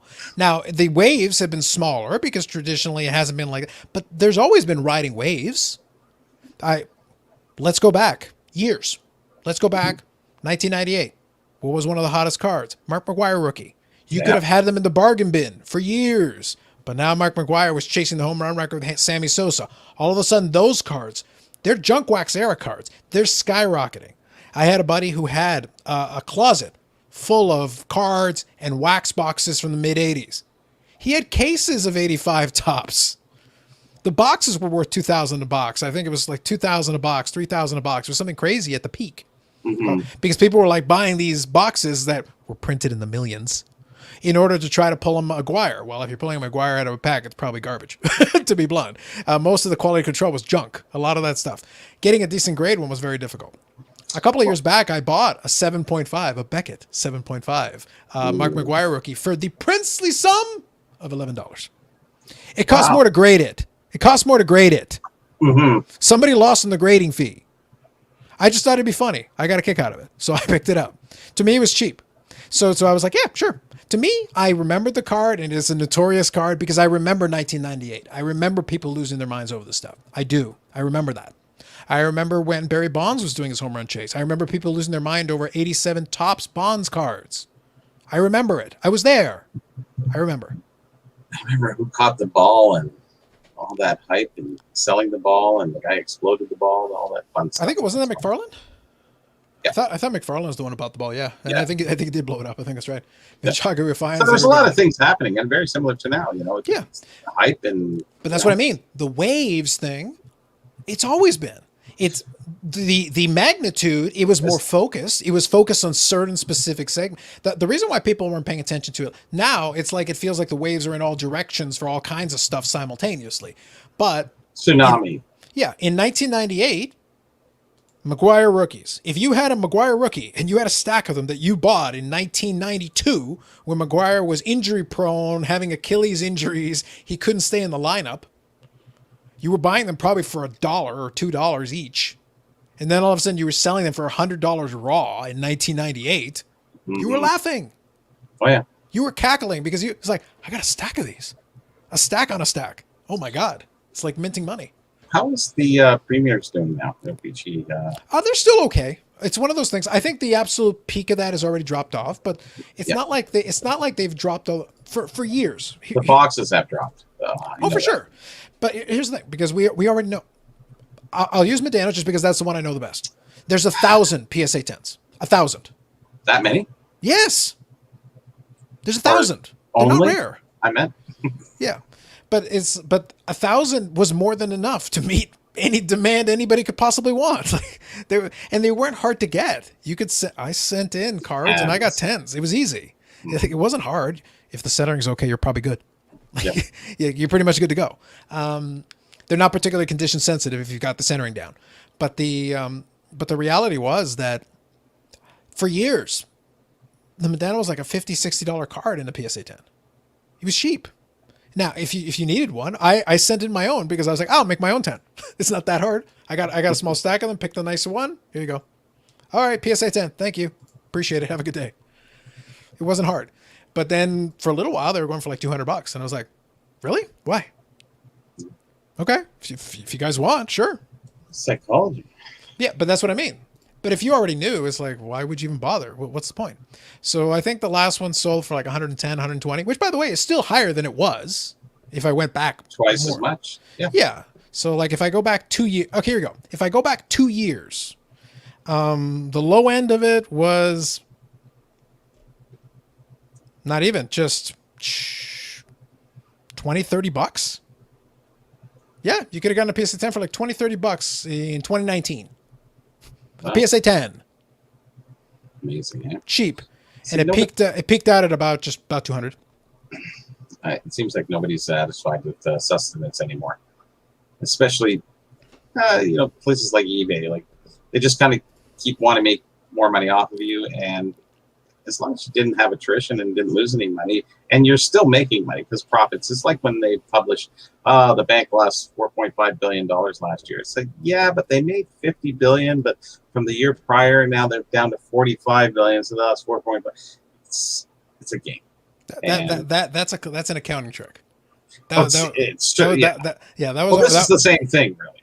Yeah, but that was always my favorite. Is that I would sit there and there'd be. But the thing is, it was rare. I've worked at banks over the years. Still work at one now.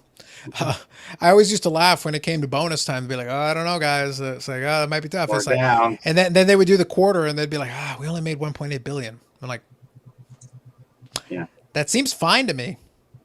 We're down. Seems all right. Down from last. Sure. We were 2.1, and now we're down. But that's basically what it was. And I was like, so, am I getting my bonus? And like, yeah. Did my bonus go up from last year? Yes. Then shut up. I don't care. We're fine. I just laugh, but it is what it is. So Andy is just saying many collectors say for the national, and guys I know won't come home empty-handed. And I think that's a pertinent point. I think that's a good one because there are some folks who will feel a compulsion, like I'm here. I paid for a hotel. I booked a flight. I did all this. Come hell or high water, I will buy something and leave with it.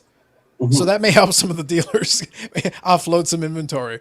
I would say though, if sales are a little bit slow for a little bit, you might want to haggle and negotiate a little bit on some of these guys. But if you're hell bent on going home with something, I'm sure someone will take your money. See when you come down to, let's just say a lot of these guys who are investors, how do you manipulate investments when you can't really judge what's going to happen with all these different cards? It's so hard. It's not like we're collectors and we're trying to trade for this card for that card. Mm-hmm. It's different. Investor mentality is so hard. Well, I'm going to try to get rid of this and this and this. So that stock is kind of okay. It's going down. And I'm going to try to get some other stock that really isn't going down for that. Who's going to trade in on that? Everybody's a little sharp in the show. That's the one thing I'll give them is that, they tend to be sharp in the sense of knowing what they know. They got comps. They had all their tools of the trade, so to speak, at hand. And most of the regular guys like us who collect regular stuff, we just kind of keep going and you make your negotiations as you go along. These guys are just trading up on comps, and I don't know what's going to happen at this show. It's going to be a very interesting show. I don't expect it to be a great show, but I expect it to be a good show. Yeah, well, the thing is, and I think, like I said, I like to listen to not just what people say, but the type of conversation they're having. And it's funny to me because I think some of them are starting to clue in on the obvious. For the longest time, you had all these base cards, and people were doubling, tripling, quadrupling, quintupling their money, sending them for grading. Right now, that's not available. You can't do that. So now, so much of these people are like, oh, well, consolidate to get these numbered cards or limited cards. Not a terrible idea. Not a terrible idea. Except when everybody else is trying to do the exact same thing. So then who wants the base cards? You need someone to want the base cards for this strategy to work. And if enough people are willing to offload their base cards to try and consolidate, so, this is out of 10. There's 10 of these. Now, if you've got a bunch of the other ones and you're like, oh, I'll consolidate to get the 10. So I haven't checked the pop report on this. It can be no more than 10. 10 is the maximum. So it will not be higher than that. and probably less. But the thing is, so you're going to consolidate. And again, I'm using this example because in the basketball realm, if this was Steph Curry, this is a multi-$1,000 card. Yeah. Like it's a very expensive, or LeBron or whatever. It'd be a huge 4 or 5 figure card, guaranteed. But what happens is, so you try to consolidate into that theoretically. Well, cool. Oh, I've got this, and this, and this, and this, and this. But if it's, these base cards, and like I said, we always use the infamous one, the Luka Doncic Prism rookie, the PSA 10. Well, there's almost 20,000 of those. Well, okay, so if somebody's sitting on a big old stack of them and you're trying to trade 5 more, they're like, I don't need 5 more of these. I've got 100. Yeah. So it's like, so you're going to finally, eventually, in a place like the National, where there's going to be piles of this stuff stacked to the sky, you might have a hard time trading some of that stuff in when everybody and their brother has them.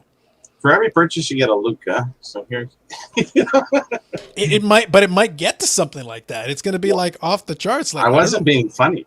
Yeah, like because once PSA opens their doors again and they really start catching up with things, the pop reports of a lot of cards, or the cards that are coming back into the market that people sent in, it's going to hit the market pretty heavy, because how many people sent stuff in and they're still waiting for it. Now, I think we're hitting the tail end of it, the last third of that,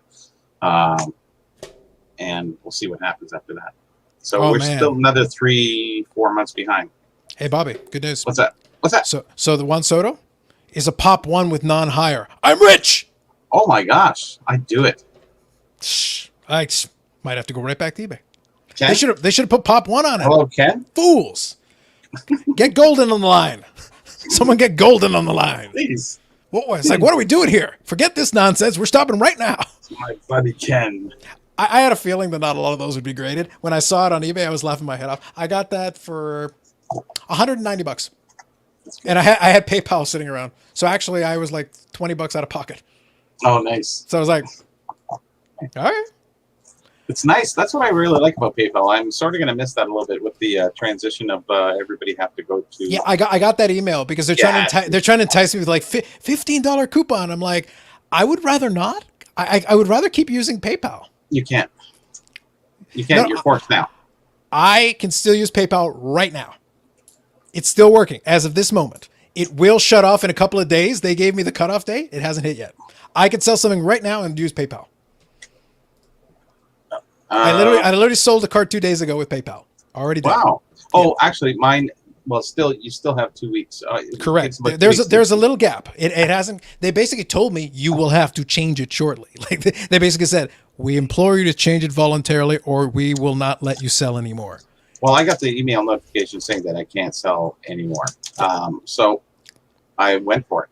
And then I got another one saying you have by the 15th, but all my sales were suspended at that point. Yeah, that was close to the 1st, I think. Yeah, this is where I grab a couple of Vladimir Guerrero Juniors and put them on one-day auctions. PayPal only, guys. PayPal only. Yeah, I want to stock up my PayPal a little bit more before. Well, I'm still going to do PayPal. I think there's ways around it. I'm working with a group of people, and we're trying to see which inroads. I know we're also working on having US-based accounts, USA account that it will go through. It has worked with a few different people, and we're testing more of that. So if you're getting USA in, USA out, it's just that I don't mind. And then you make it create a separate account, which kind of is almost like a holding or third party, like PayPal is. So it kind of serves the same purpose in a way, which is great. So yeah, exactly. So the thing is that, time. Yeah, the thing is, it's unfortunate they're trying to make it more complicated because, like, from a seller perspective, it's so easy. It makes it easy. And I can see a couple questions here, so I'll quickly touch on them. So as your card dad says here, I was fine to come home empty-handed, purely a collector, so not willing to overpay. Absolutely, totally true. People spend so much money getting stuff to the National, they will buy some stuff. Yep. Ty says listed as a 1 of 1. Maybe I will. Hey, here's your ebbs and flows. I bought it for $200, right out the door, 2,000. Let's go.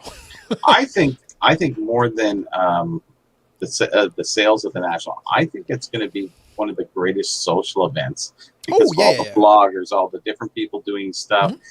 That is the really big thing because I think everybody wants to go and be somebody and meet somebody and what have you. And because we're all kind of public now, since this pandemic, we've all become friends with a lot of different people. We're all And, internet famous, Bobby. We're just all these celebrities now. within the hobby, yes, I would have to say so. Yeah, exactly. You've caught up to me. There. This is a dream that I didn't even realize I had, and I'm slowly living it. So Ty says here, can you still buy with PayPal? Yes, you can. Yeah. Aussie card. Now, I'm not sure how that arrangement works, though. It's funny to me. It's like, okay, so as a seller, you cannot have PayPal, but as a buyer, I'm totally using PayPal regardless. Like, I 100% can use PayPal. So that's what's interesting. I think, though, like, this is eBay being too smart for his own britches. Like, they're trying to get too cute. Like, realistically, depends on the card, depends on the item. Like, once the hobby clues in on this pop one that I have to sell for thousands now, I have no choice. Like, for the betterment of the hobby and to stall, like the Great Depression and like the great, financiers before me, I must stall the hobby depression by selling this for hundreds of thousands. Like, if a CryptoPunk is worth 11.8 million, a logical comp for this is at least 1.5 million, obviously. So then, I got to send it off to Golden, make, 1.5 million. He gets his 20%. I pocket $1 million and change. And it's like, I'm doing this for the hobby. I'm trying to help you. And then the fractional guys buy it and they collateralize it for, I think a comp of 50 million should be good. Something like that. At least. It's a 1-of-1. Somebody will do that. It's a pop one. Like, or maybe you could just sell a picture, just create an NFT, a picture of it, and still retain it. This could be the path forward. I'm trying to tell you guys, this is the path forward. It's the path forward right now. Why own it? You can just physically show it on your phone and go. But that's what I'm trying to say. If Collectible is trying to say the Babe Ruth is 6 million, and there's like a dozen of those, a true 1-of-1 in mint condition. But as an NFT, you can make it 1-of-100. No, you can. That's the funny part. I know you can. It's silly. It is making everybody a gambler.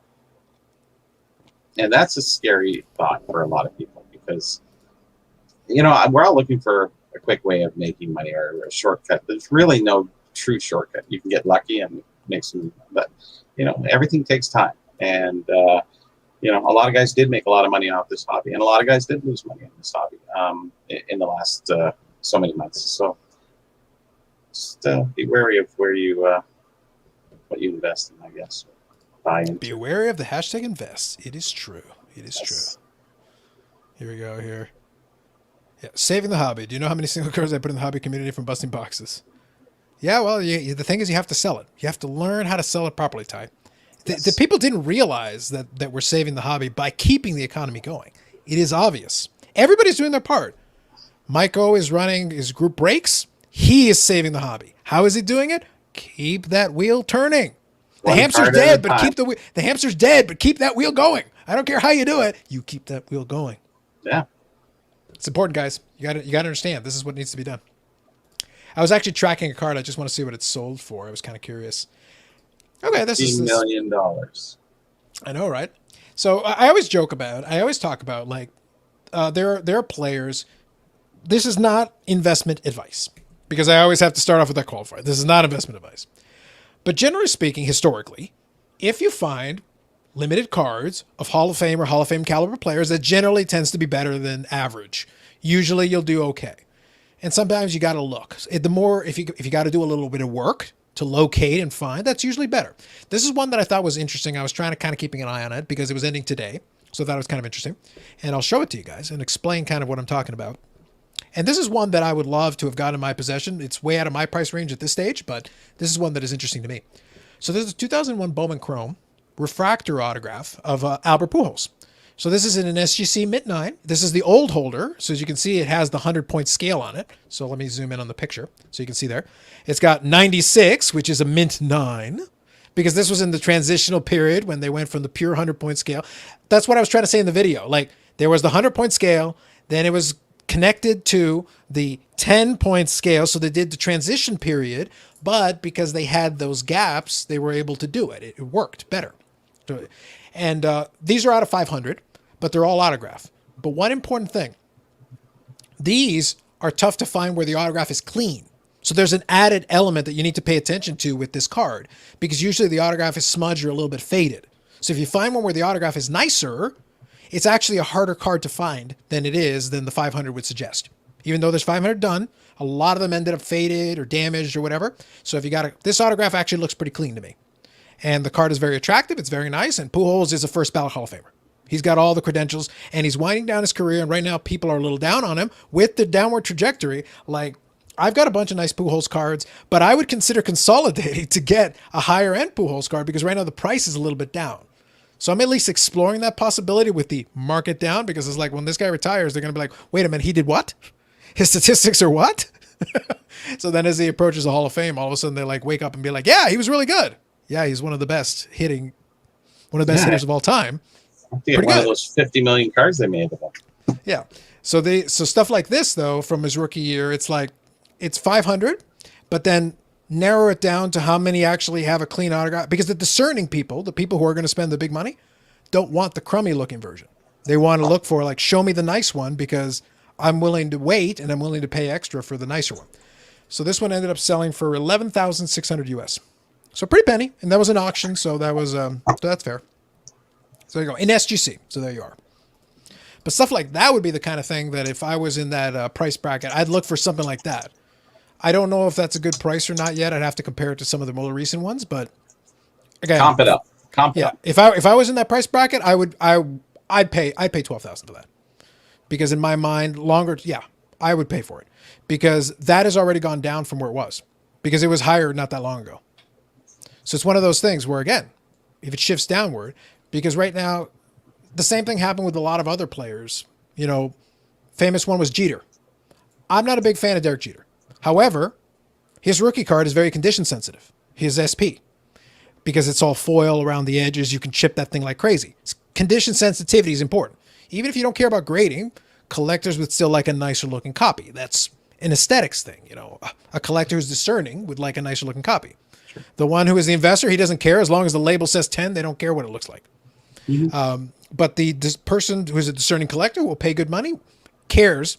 Oh, that's a clean looking copy. It's nicely centered. It looks good. Great. So the Jeter card was available, pretty good price for quite a while.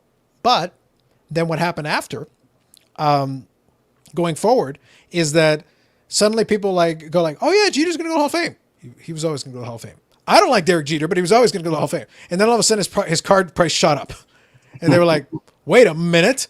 It's got foil on it. It's condition sensitive. It was always condition sensitive. It's been condition sensitive since 1993. This isn't new.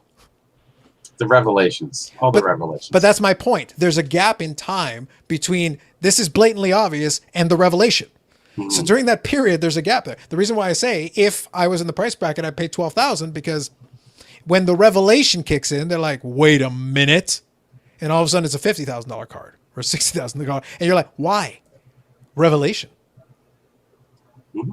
The light bulb went off. Oh my God. Mm-hmm. And in the world of $12 million crypto punks, $12,000 for Pujols? A pittance. A pittance. Pocket change. Pocket change. So as Card Guy says here, so will eBay have their own payment method? I think it's still, I'll be honest, from the payment standpoint, I think as a buyer, nothing changes for you, because the US guys already have that. And I buy from the US guys and I use PayPal. I don't think it's made any difference. eBay goes through your bank. So they have a company that does the transactions. So I think you still can pay with PayPal as an I know you can go through your bank. But I'm saying through the US, for US sellers who have already been enforced, they can't do PayPal. I can still pay those transactions with PayPal. I've been doing it this whole time. Yeah. So it hasn't presented an issue. So I genuinely don't have no idea. They will soon.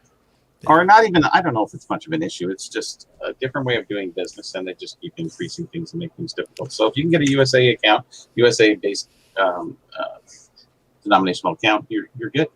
Yeah, if they take it. And then you won't have to worry about the in and out so much. Yep. Because you're losing, 5% on in and out. Something like that, yeah. Usually, if you buy something, if you sell something at the same time, they're going to put it in your account, exchange it, and then they're going to take it out and exchange it. So it's double dipping.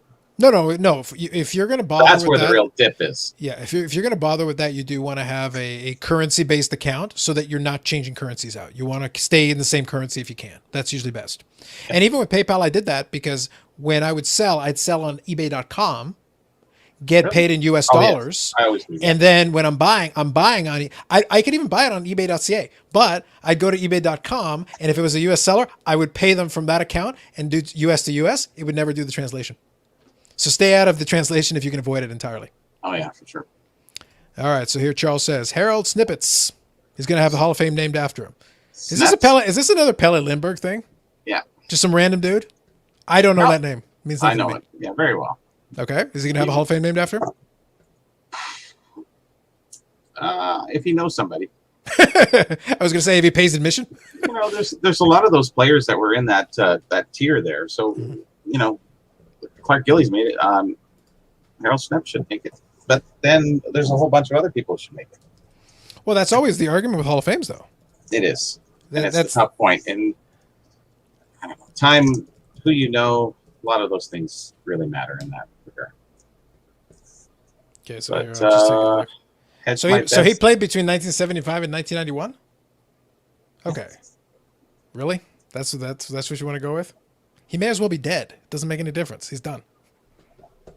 Maybe if they got a veterans committee, because after a while they don't pay attention to these guys. Like it's his career. He has no more. He's not going to add to his career accomplishments now. So it's one of those things. It's like you can be there, but and you might even be worthy. But between 1991 and now, why haven't you been inducted since then? It's been 30 years. Well, they do come back and. Oh no, I'm saying like I'm sure. sure they'll review it, but it's one of those things. Like, are you going to bother with it now? Yeah. Okay, I'm just looking at the guy because, like I said, I hadn't heard of the guy. So what's his claim to fame here? He's a defenseman. Hockey. He's a defenseman with 233 points. Yep.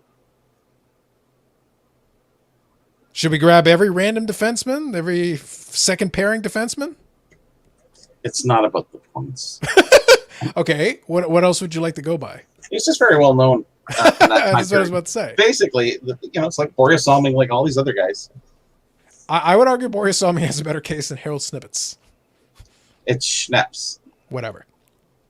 Sorry, just correcting that. No, I'm happy with the correction. My point is, whatever. Even knowing the proper pronunciation, I would still call it Snippets. I really like when the Americans start naming off some of the French names. It's really fun. Yeah, let's put it this way. When he gets into the Hall of Fame, he can have his real name. In the meantime, he's Schneppets. Okay. Until then. Harry. I wouldn't hold my... Harry Schneppets. How's that? Exactly. Good old Harry Schneppets. Until then, he can buy a ticket to get to the Hall of Fame. Me as well. Yeah, exactly. It's lovely. Some of the displays are wonderful. He should check it out. It'll be great. But yeah, no, that's fair. So what I'll tell you guys is I had my fun pointing out, like I said, my favorite one of today was still the CryptoPunks. So Bobby, why don't we do this? Let's have a little bit of fun because I've had my fun with the CryptoPunks. I've enjoyed it. I've had great joy. But you had some really cool cards there that you were going to show off. So what do you have there? Oh, I picked up just about 10 cards. This is from 1933 from the Worldwide Gum Ice Kings. The Harold Schneppets. No. Psh, if only. George Mantha. Mm-hmm. He was a Montreal Canadian. His brother, Sylvain Mantha, was a lot better player. He's the lesser of the two. Right. But they're really nice looking cards. Very kind of cool looking. And then you have Butch Keeling, not a very big star, played with the Leafs and a few other teams, the New York Rangers. So, you know, just the condition is really good. There's no crease. They're really kind of nice condition. Yeah, with cards like that, the condition really is, if you got a nice, clean-looking version, it's always nice. It's they're because they can be very attractive in terms of because you got to think of the era. Yeah, true. That's really what it comes down to. And then I have some Hamilton chewing gum, which are relatively tough. It was a weird series. It was a skip number kind of. And which year was this? 1933 as well. Gotcha. Yep. See, I like the bold background. That's very much conceptually like why I like the 60 Parkers. Yeah. You got a little solid color background. There we go. Yep. Very nice. Out of there. And then you have the bags. Yep. It's called puck gum. So Andy Blair, Bill Toms for Toronto Maple Leafs. Mm-hmm. We have Ace Bailey. Him and Eddie Shore. He lost the eye, and they did the first All-Star game. I like how in a lot of the pictures when they've got the player, it's like that feels like an ergonomically terrible crouch. They use short sticks, and that's why. No, I know. I understand the logistics behind it, but I'm just saying it's interesting. It's like that's back problems right there. It is. And then you have Montreal Canadian Wildur La Rochelle. Very cool. Yep. And then you have, here's the brother, Silvo Mantha. Okay. Very nice. It says on the back, Sylvia. It was supposed to be Silvo. Hey, that's a typo. I was gonna say from those eras, it could very well be a typo. You don't know. And then you have Ariel Joliet, a very big Montreal Canadian star.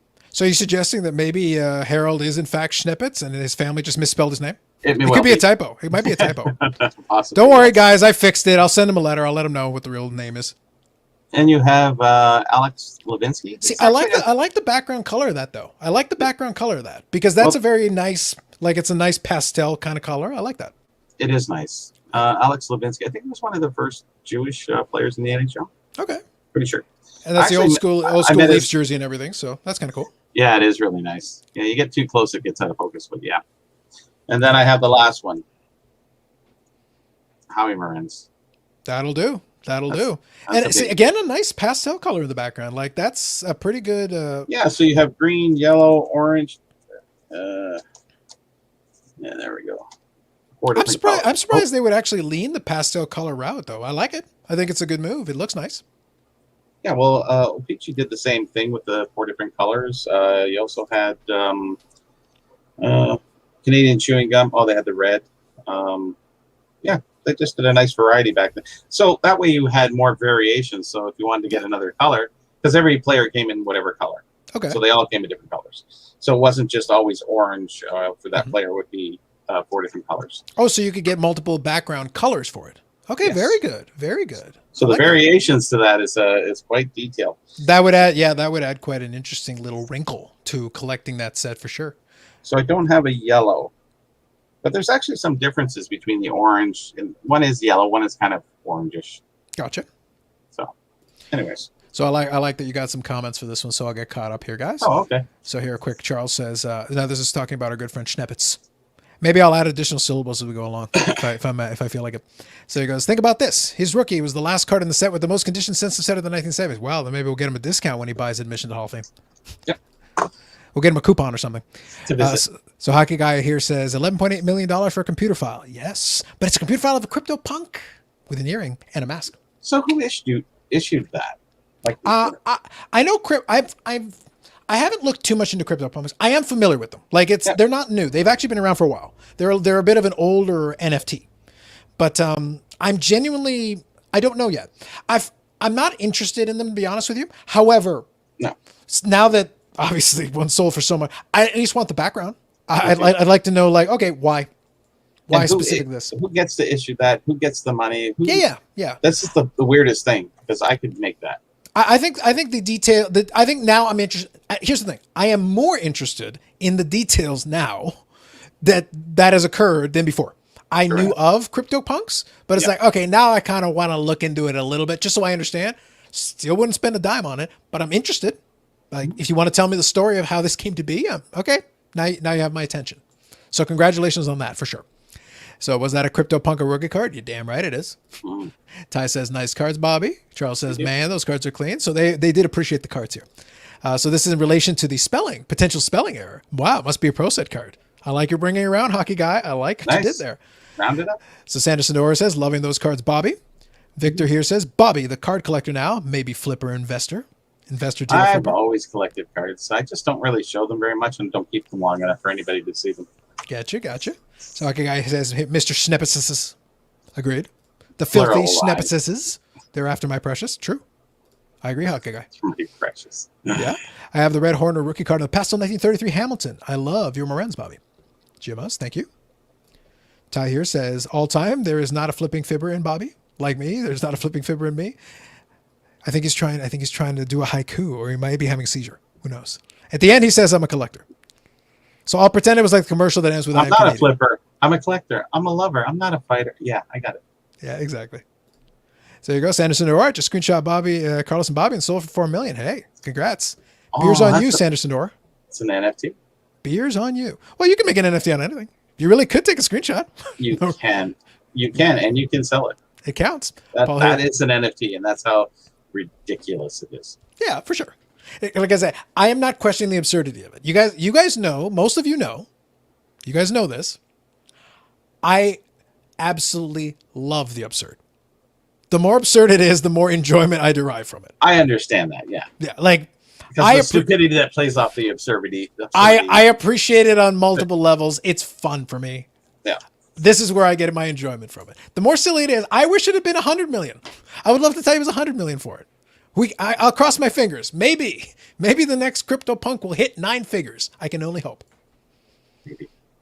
Sell this podcast as an NFT? I may just have to. The market is clearly ready for it. We're almost ready for it. I love it. See. Here's the thing. I think Brian Gray's buying. Yeah, we've got our usual arrangement, Bobby, where by rounded down you end up somehow owing money. But if I sell this as an NFT, Bobby, you're getting your cut. You are getting your cut, my friend. Consider that done. If I sell this thing as an NFT for multi-millions of dollars, you can build that shack that we can see from space. It will happen. It will happen. A new building. I love it. Absolutely. So I got here, so you can pay like $50 to have an NFT. Yes, no, that's true. I am familiar with. I have looked into how you could make an NFT on something. It's not that.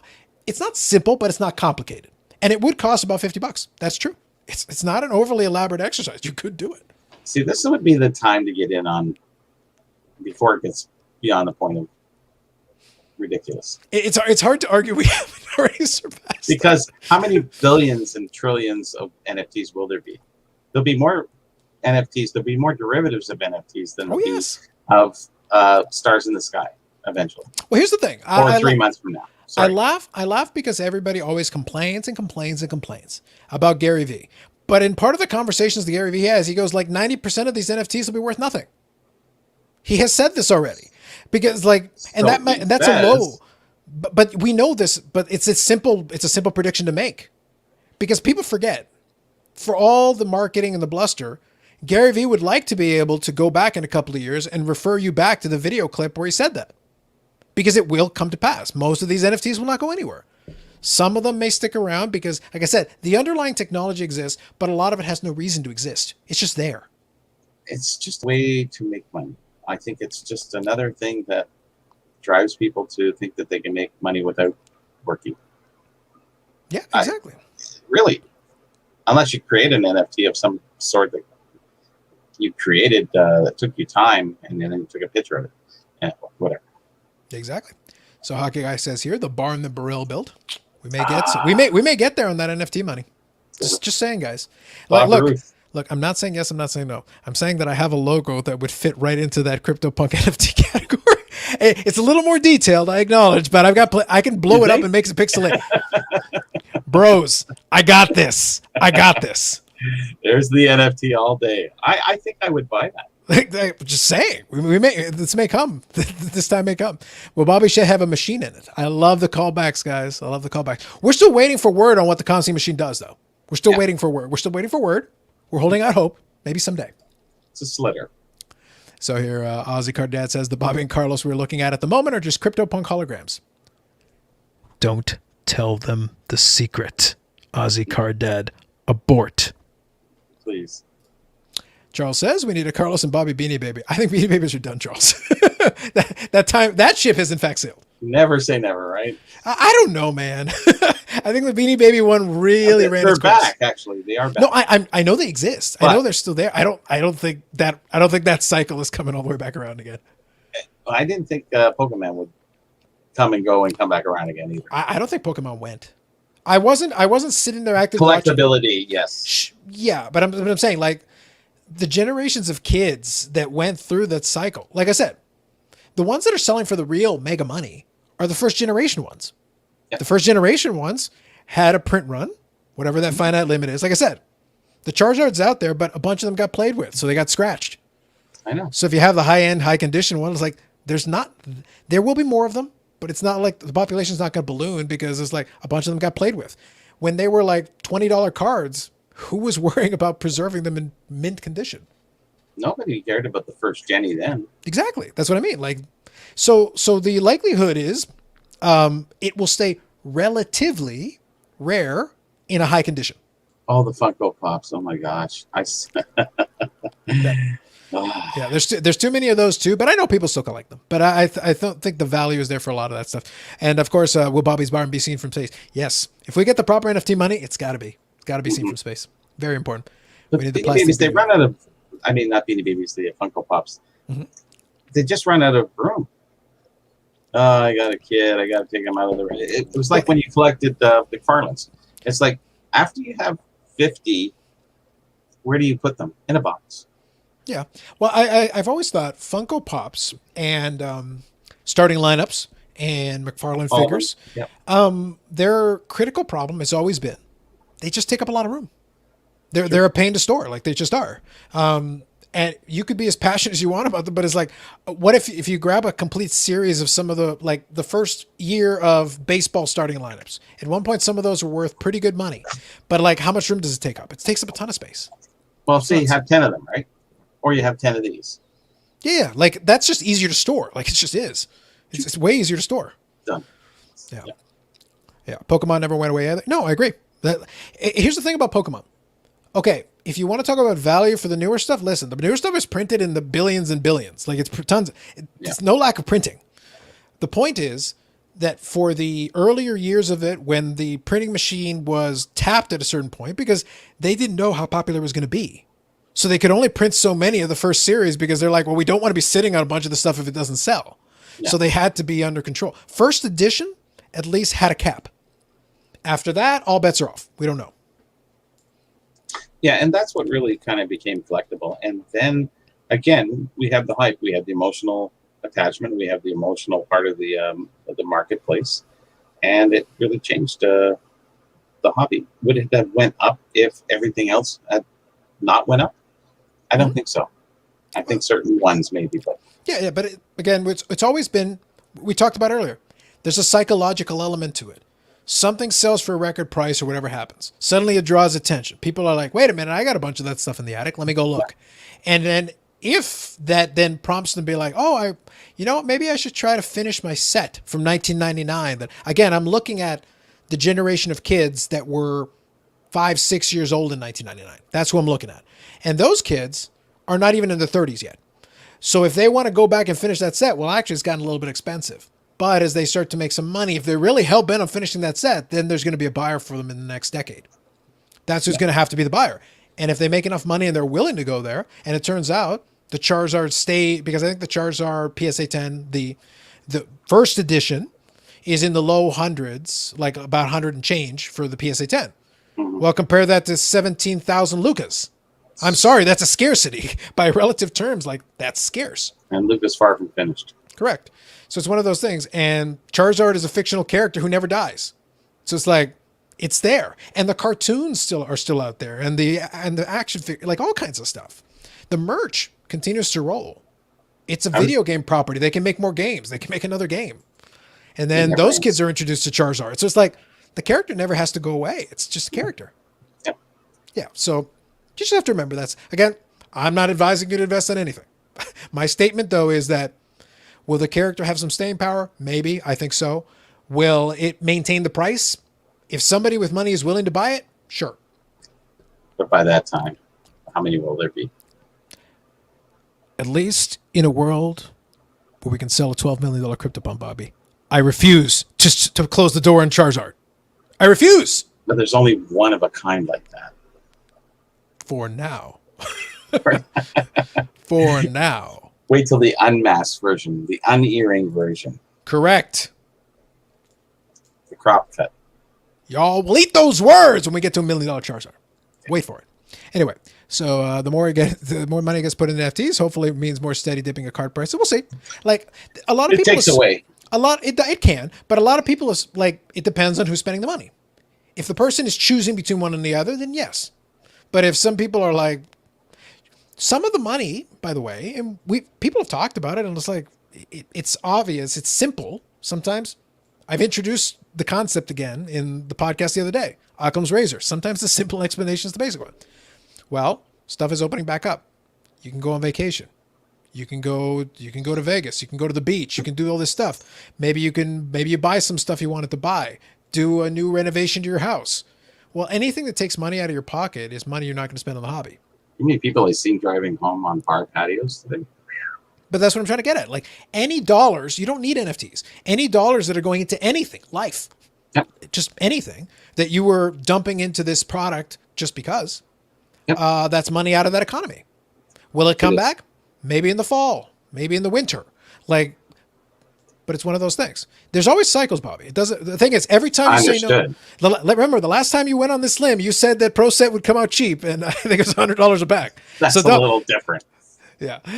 I trust in Brian Gray. And Yes, and like I trusted in Brian Gray, Bobby, I trust in the idiocy. I mean, tactical brilliance. A little bit of both. It was a hard guess for me, so I kind of gave into that. But any which way, regardless, I have to get a drink, so I'm gonna go for a few minutes. Go for it. Sounds good. So, guys, like I mentioned before, I'm open to hanging out for a little bit more here. It just kind of depends on what we have to chat about. We've had a little fun with the CryptoPunk today. We've shown off some cards. We've done a little bit of that, so that's been fun.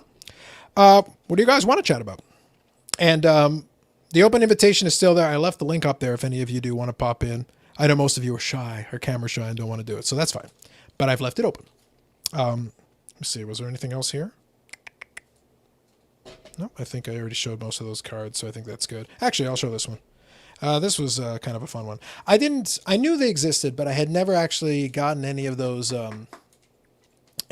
thicker slabs that they have for graded cards from PSA. So this is the first time I got one of those thicker slabs, and I got it. So speaking of Brian Gray and Leaf, so that's the 2017 Leaf, and that's the memorabilia card. So they got the purple version with a nice patch card, numbered to 7 because they have to have parallels on parallels on this stuff. A whopping PSA 8. Memorabilia cards, I think, are usually pretty tough with the grading, though. I don't know why people would bother to spend time grading a lot of the regular memorabilia cards. It seems kind of pointless to me, but that's probably a pop one, too. Maybe I should sell that one. Who knows? Who can say? Sounds fair. So let me take a look here. I did find, to be honest with you guys, it really was kind of dry as far as news stories to talk about too much. East Coast National returns this summer. Yep, good to know. Oh, I forgot about that one. So did any of you guys hear that? I caught the little breaking news thing when I was watching a video the other day. Did any of you guys see that the USFL is coming back? So we have the USFL potentially, and then maybe the XFL the following year, because Lord knows we need a third round of the XFL and a second round of the USFL. I think it's owned by the guy who does the spring league, I think. So basically, I guess it's going to have to be a feeder league to the NFL, but not officially a feeder league yet. I guess if they call it a feeder league officially, then maybe they can have some staying power. I just don't know. Any of you guys stateside looking forward to watching some USFL? I did see a commercial, though, where Doug Flutie was helping to promote it, wearing a Washington Generals hat. So anybody nostalgic for briefly held 1980s football? Some Gamblers merch to be bought? I don't know. I leave it open to you guys. You have to let me know. I did see that, though. I was very curious. So I'm not sure about that one. The XFL. He's part of the buying group. He went out there and did that one. Is that the Ladies in Lingerie League? No, there is one of those. I think it's just called the LFL or something like that. It's literally the Lingerie Football League or something like that. But nope, the USFL was the United States Football League originally in the 1980s. It was a competitor to the NFL that actually got some prospects. Their whole thing with the 80s, though, was that they actually competed for younger prospects, got some good players in. Jim Kelly was in it. Steve Young was in it. Herschel Walker, I think, was in it. I could be wrong about that one, but I think he was as well. So they actually had like players who then, when the league did fold, went to play in the NFL and had successful careers or Hall of Fame careers.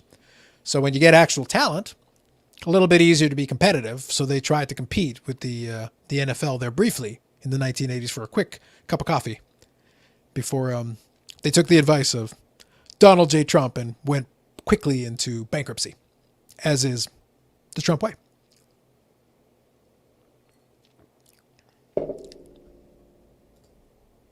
I think it was just one of the teams. He was the owner of the Washington franchise. I don't think he actually owned the whole league. But he did convince them to try to compete with the NFL, which was their undoing, and sue the NFL, which they won. They won the lawsuit. And I think they won like a check for $1, which was idiotic. Yeah, similar to that. Similar to the ABA and the NBA. The other comparison was the AFL, the American Football League, which merged with the NFL, but the USFL did not merge with the NFL. Once the NFL beat them, they beat them into submission. They beat them by losing a lawsuit and paying them nothing, and that drove them into bankruptcy. So I was just mentioning, Bobby, that I saw a news story that the USFL is back. The USFL is coming back. Very exciting. Very exciting. Listen, we got the USFL. We could have XFL 3.0. Ooh, that'd even be better. Well, that's supposed to. But that's supposed to be coming because the XFL. The Rock is part owner of the new XFL because reasons. Vince needed a cop out, so I guess he sold it to The Rock for a sweet deal price. But it's like, who needs the XFL for the third try? What was the female one? Well, that was Ozzy Cardad asked that question, but that's the lingerie football league or something. I think it's the LFL. I know the word lingerie is in the name. The name that is the name in it. Yes. Lingerie? Yeah, it's part of the name. I know that for sure. Part of the Snapchis's. Yes, probably owned by. Listen, if the Schnipses own the lingerie football league, I will put him in the Hall of Fame. The Snapchis's own the lingerie. At least then he accomplished something. Not like what I saw. What I saw was trash. I'm ignoring that. But he owns the lingerie football league. Done. You, sir, are in the Hall of Fame. Congratulations. You did a thing. I'll give him that. I'll give him that. It deserves it. At that point, he may have his name back. His actual name. Pronounced correctly. Everybody gets a filet mignon. Correct. But yes. No, I just thought it was kind of one of those bizarre stories that came out of nowhere that I'm like, why? The guys, really, does everybody need a league? Do we have to? Like, and very important, most importantly, why can't you come up with your own IP? Why can't you come up with your own league name? Why do you have to steal one that failed already? Why do we all have to pick defunct leagues that already failed? Everything's a bring back. Retro. I guess so. It has something already. Yeah, exactly. So good evening, Jeff. Thanks for popping in. I had a thought. Go ahead. While I was just wondering, I wish I knew these numbers. Mm-hmm, sure. What is the return rate for the last 3 months on cards on eBay? Ooh. Yes, as prices have been dipping. That's a good point. Gosh, it must be. I pay to see those numbers. I pay almost NFT money. It's cryptography. Yeah. Sounds good. So here we go. So that's a good question. But no, I think you're raising a very good question. I think I had crossed my mind, but I hadn't given it too much thought. But I think that was always the danger with eBay's very liberal policy on returns, was that if the market did correct, how many people would be like, yeah, it's scratched, and come up with these dubious reasons to return and just not take any risk at all, being like, oh yeah, I'll buy it, but then I'll pay for it. But then, I kind of want to return it. Here you go. You mean the price went down? There's another caveat to that, which is if you sold the Gretzky, let's say you got 25, 30 grand and you spent it, they're going to dip into your account. And where are you going to go from there? That's the danger. That's the danger of that new setup. That's 50 grand, 100 grand. Here's whatever. The thing. I don't sell on eBay very much. I do once in a while. In volume or usable. Much? Usually when I'm doing it, I'll put a batch up at a time, sell through it, and then get rid of it. And then a little while will go by and I won't sell anything. And then I'll put another batch up and whatever. But the thing is, the eyeballs on it makes it convenient. The fees, I'll eat it because of the eyeballs, so that makes it convenient. But I don't want to connect a real bank account to it as a seller. The amount of downfalls and problems that this would create potentially is off the charts. Like, I didn't even really want to connect a bank account to my PayPal, but I created one of the free bank accounts for that purpose. So I go, okay, fine. You can be over there, isolated from the rest of my finances. Exactly. I don't even want you. I want a complete, a Chinese wall between one and the other, firewall completely between all of this. You're on your own. If something happens, then that is a miscellaneous account over there. But no, I don't want to connect eBay to a real account. So it's like that de-incentivizes me from selling on your platform. And I think they're getting a lot of that. I'm sure there's a lot of people who are just saying, forget it. It's not worth it. Yeah, that's what I mean. Like, I don't want to show anybody anything. I'm not making enough money out of that to make it worth my while to deal with the hoops. It's just not worth it. It really is, genuinely. So quickly, I'll touch on Jeff's comment here. So curious to know how Carlos comes to put values on Medano cards that don't yet have in your collection that you want or lightly traded. I try to use as similar comps as I can. Is The only thing I can up or down? Oh, Is I it think crashed? Is it okay, here's the thing I'll put. leveled up? The majority of the cards are down. The truly rare cards are exactly where they were. Yeah, Or they stay there. higher. Because True. some of them I've had to be very aggressive, and I've lost out where I've offered really strong money. So this dip is not affecting the Mike Modano card market for rare pieces. The upper echelon always stays safe.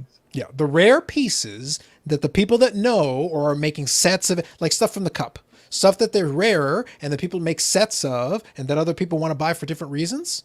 Mhm. Guess what? The demand's still there. I'm having to compete with these folks. Yeah. And one of them I could have probably bought for $200 last year, went for 400 plus on eBay the other day. Like easily double. And we're in dip.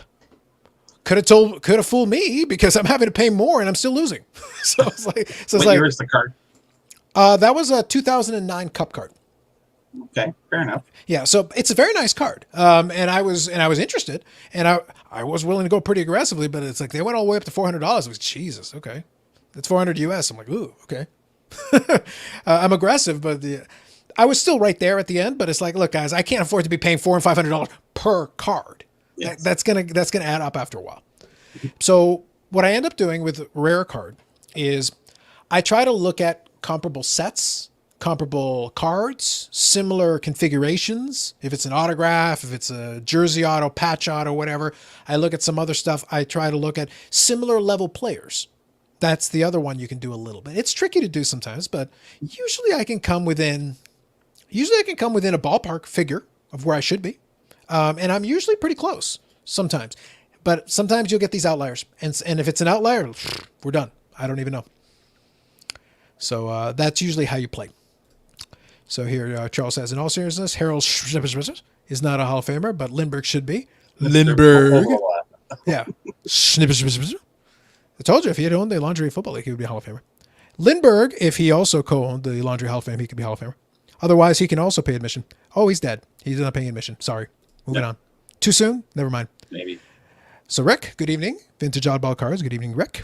Hi, guys. Who's going to have a card license for USFL? Collectors want to know. I think that's a critical piece. I think Leaf should. I think Leaf should do it. I think all the USFL cards should be pro set cards. Yes. Exactly.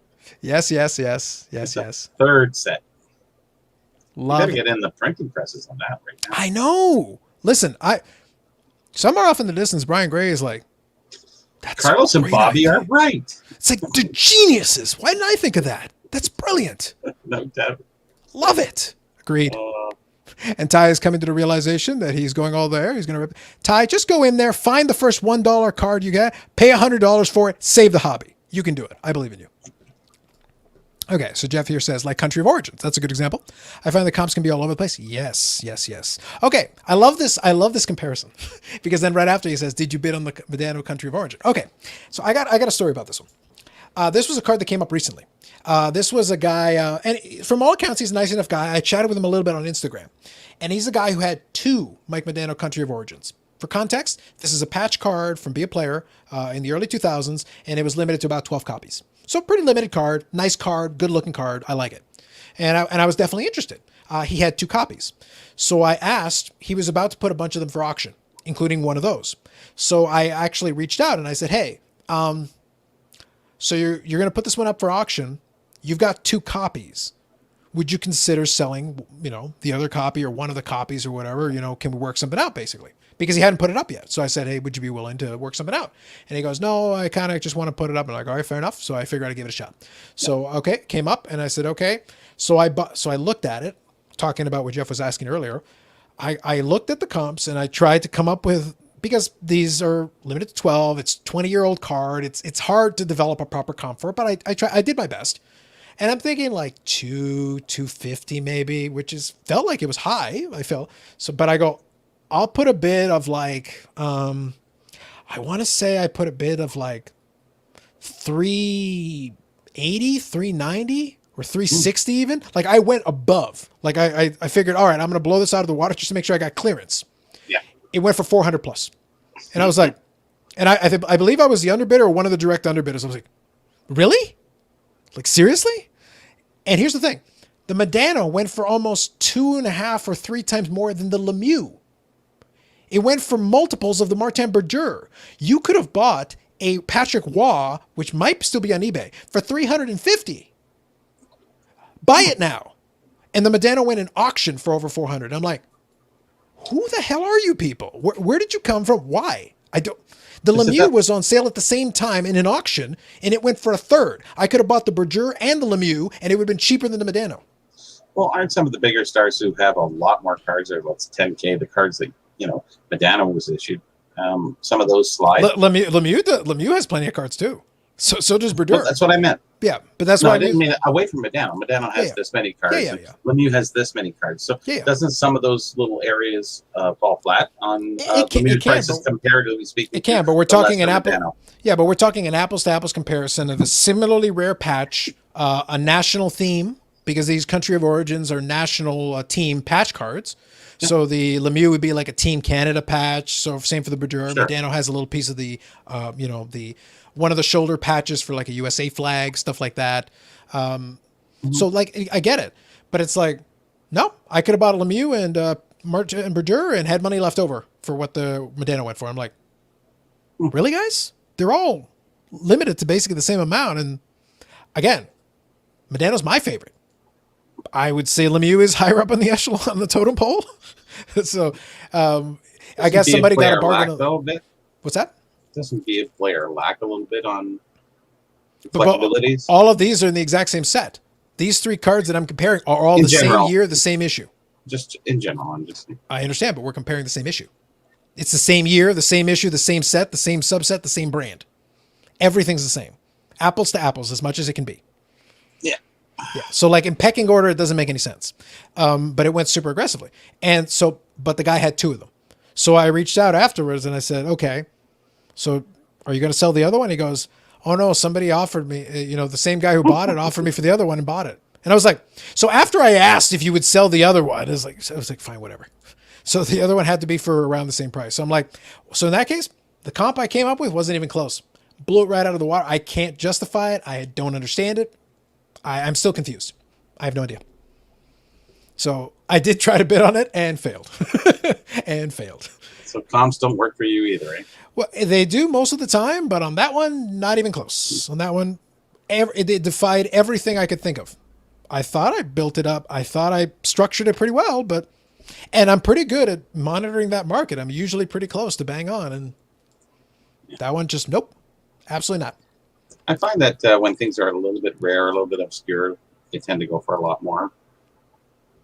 You can, for sure. That's mean. That's the reason I was interested in the card. That's why I was willing to go aggressively past the point that I actually thought made sense to me. Yeah. So I was like, okay, sure.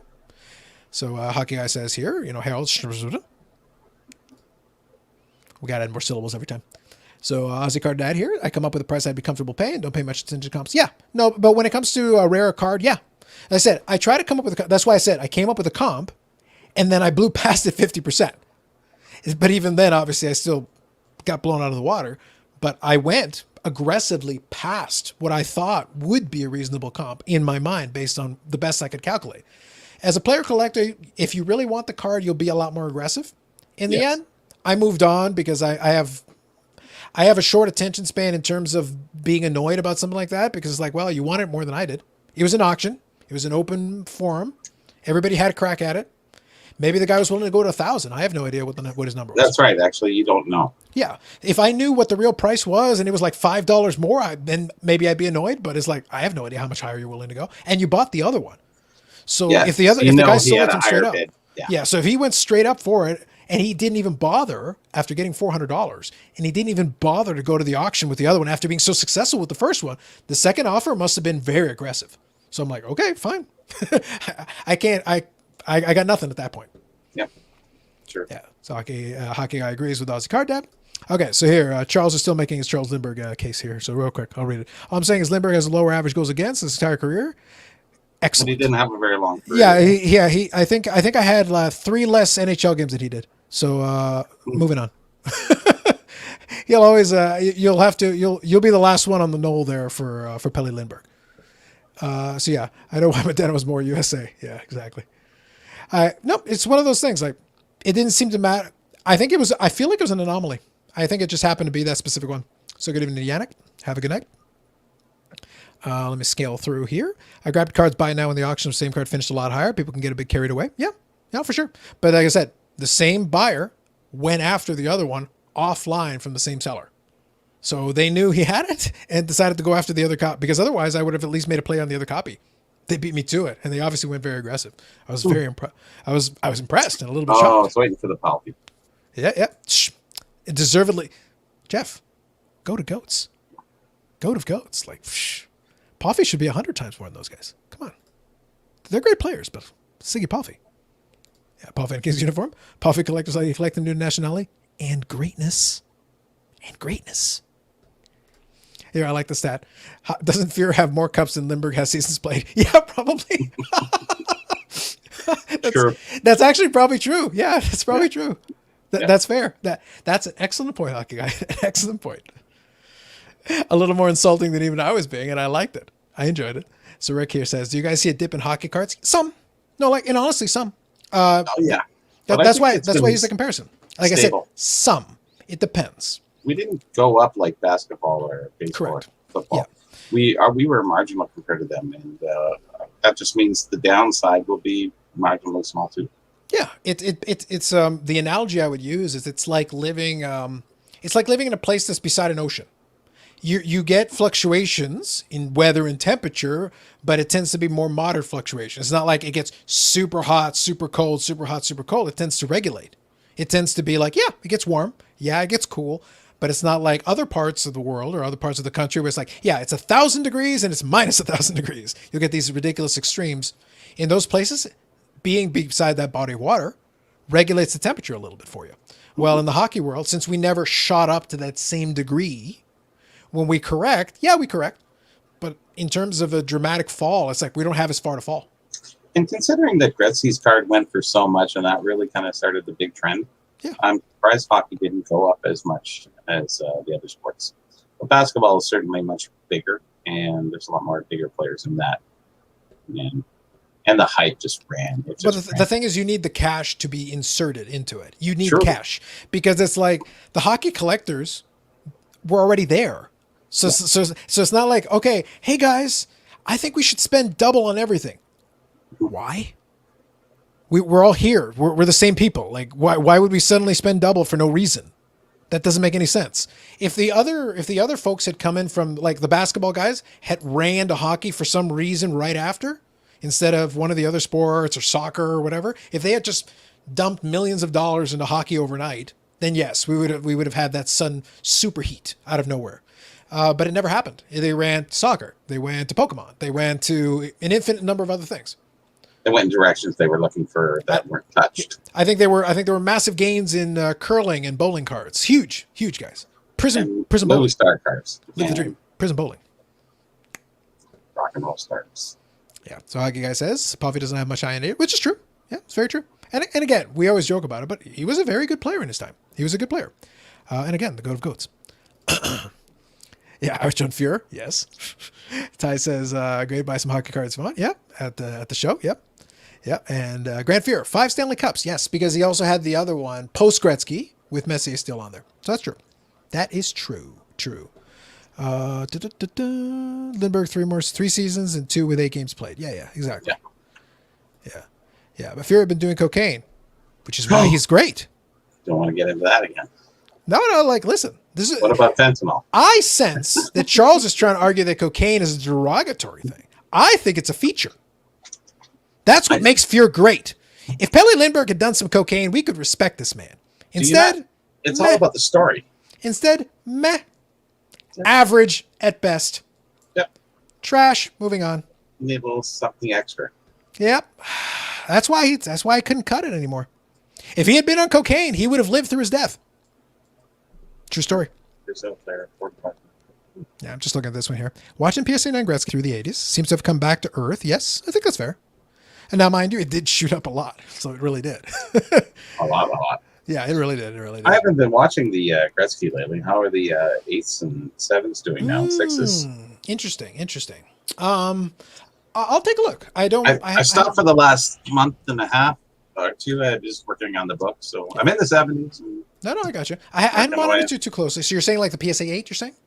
Yeah, I would say the 8s and 7 were really kicking it up there, and I think there was a little bit of a recession on it. But yeah, okay. I could be wrong. Okay, so a little bit compared to the high, yes. So here's what I'll say to you. Let me do the last 3 months and see what it looks like.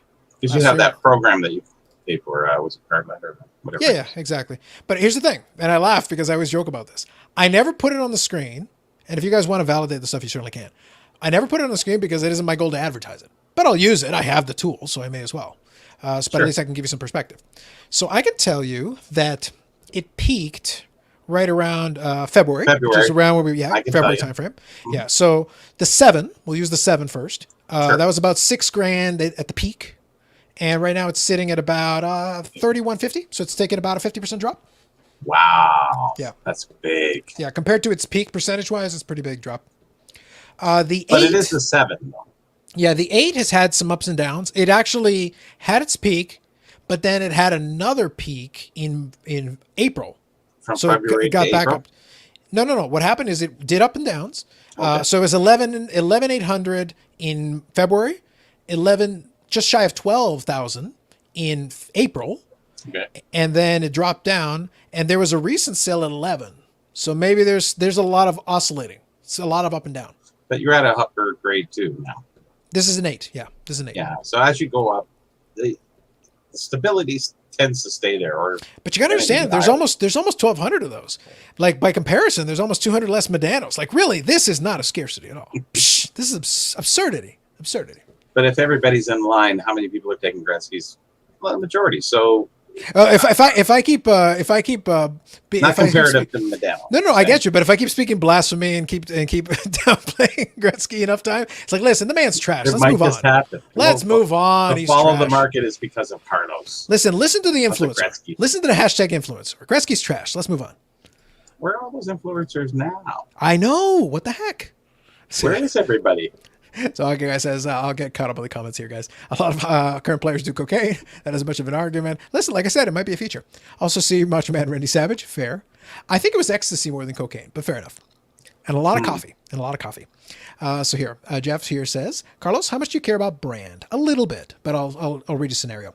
So 2 Medanos, both out of 100, both similar patches, both signed on card, both nice designs. How much does the brand figure into your evaluation? Because you made it apples to apples, it's going to be, when you say nice design, there's still going to potentially be one that I'd favor. Because at that point, you've made everything even as it can be.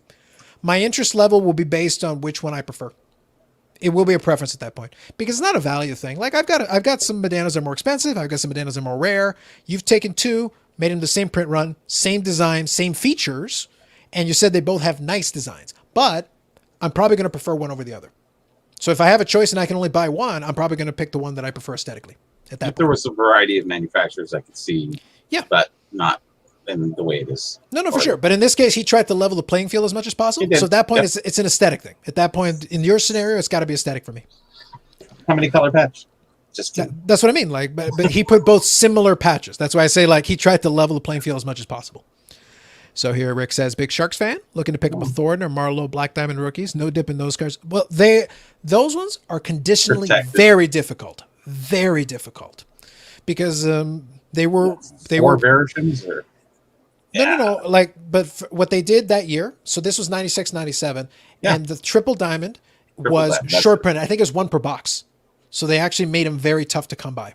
Even the base card was really tough to come by. Also, condition sensitivity. Very difficult condition sensitivity for both those guys. Yep. Sanders Centaur says cocaine is a hell of a drug. True stories.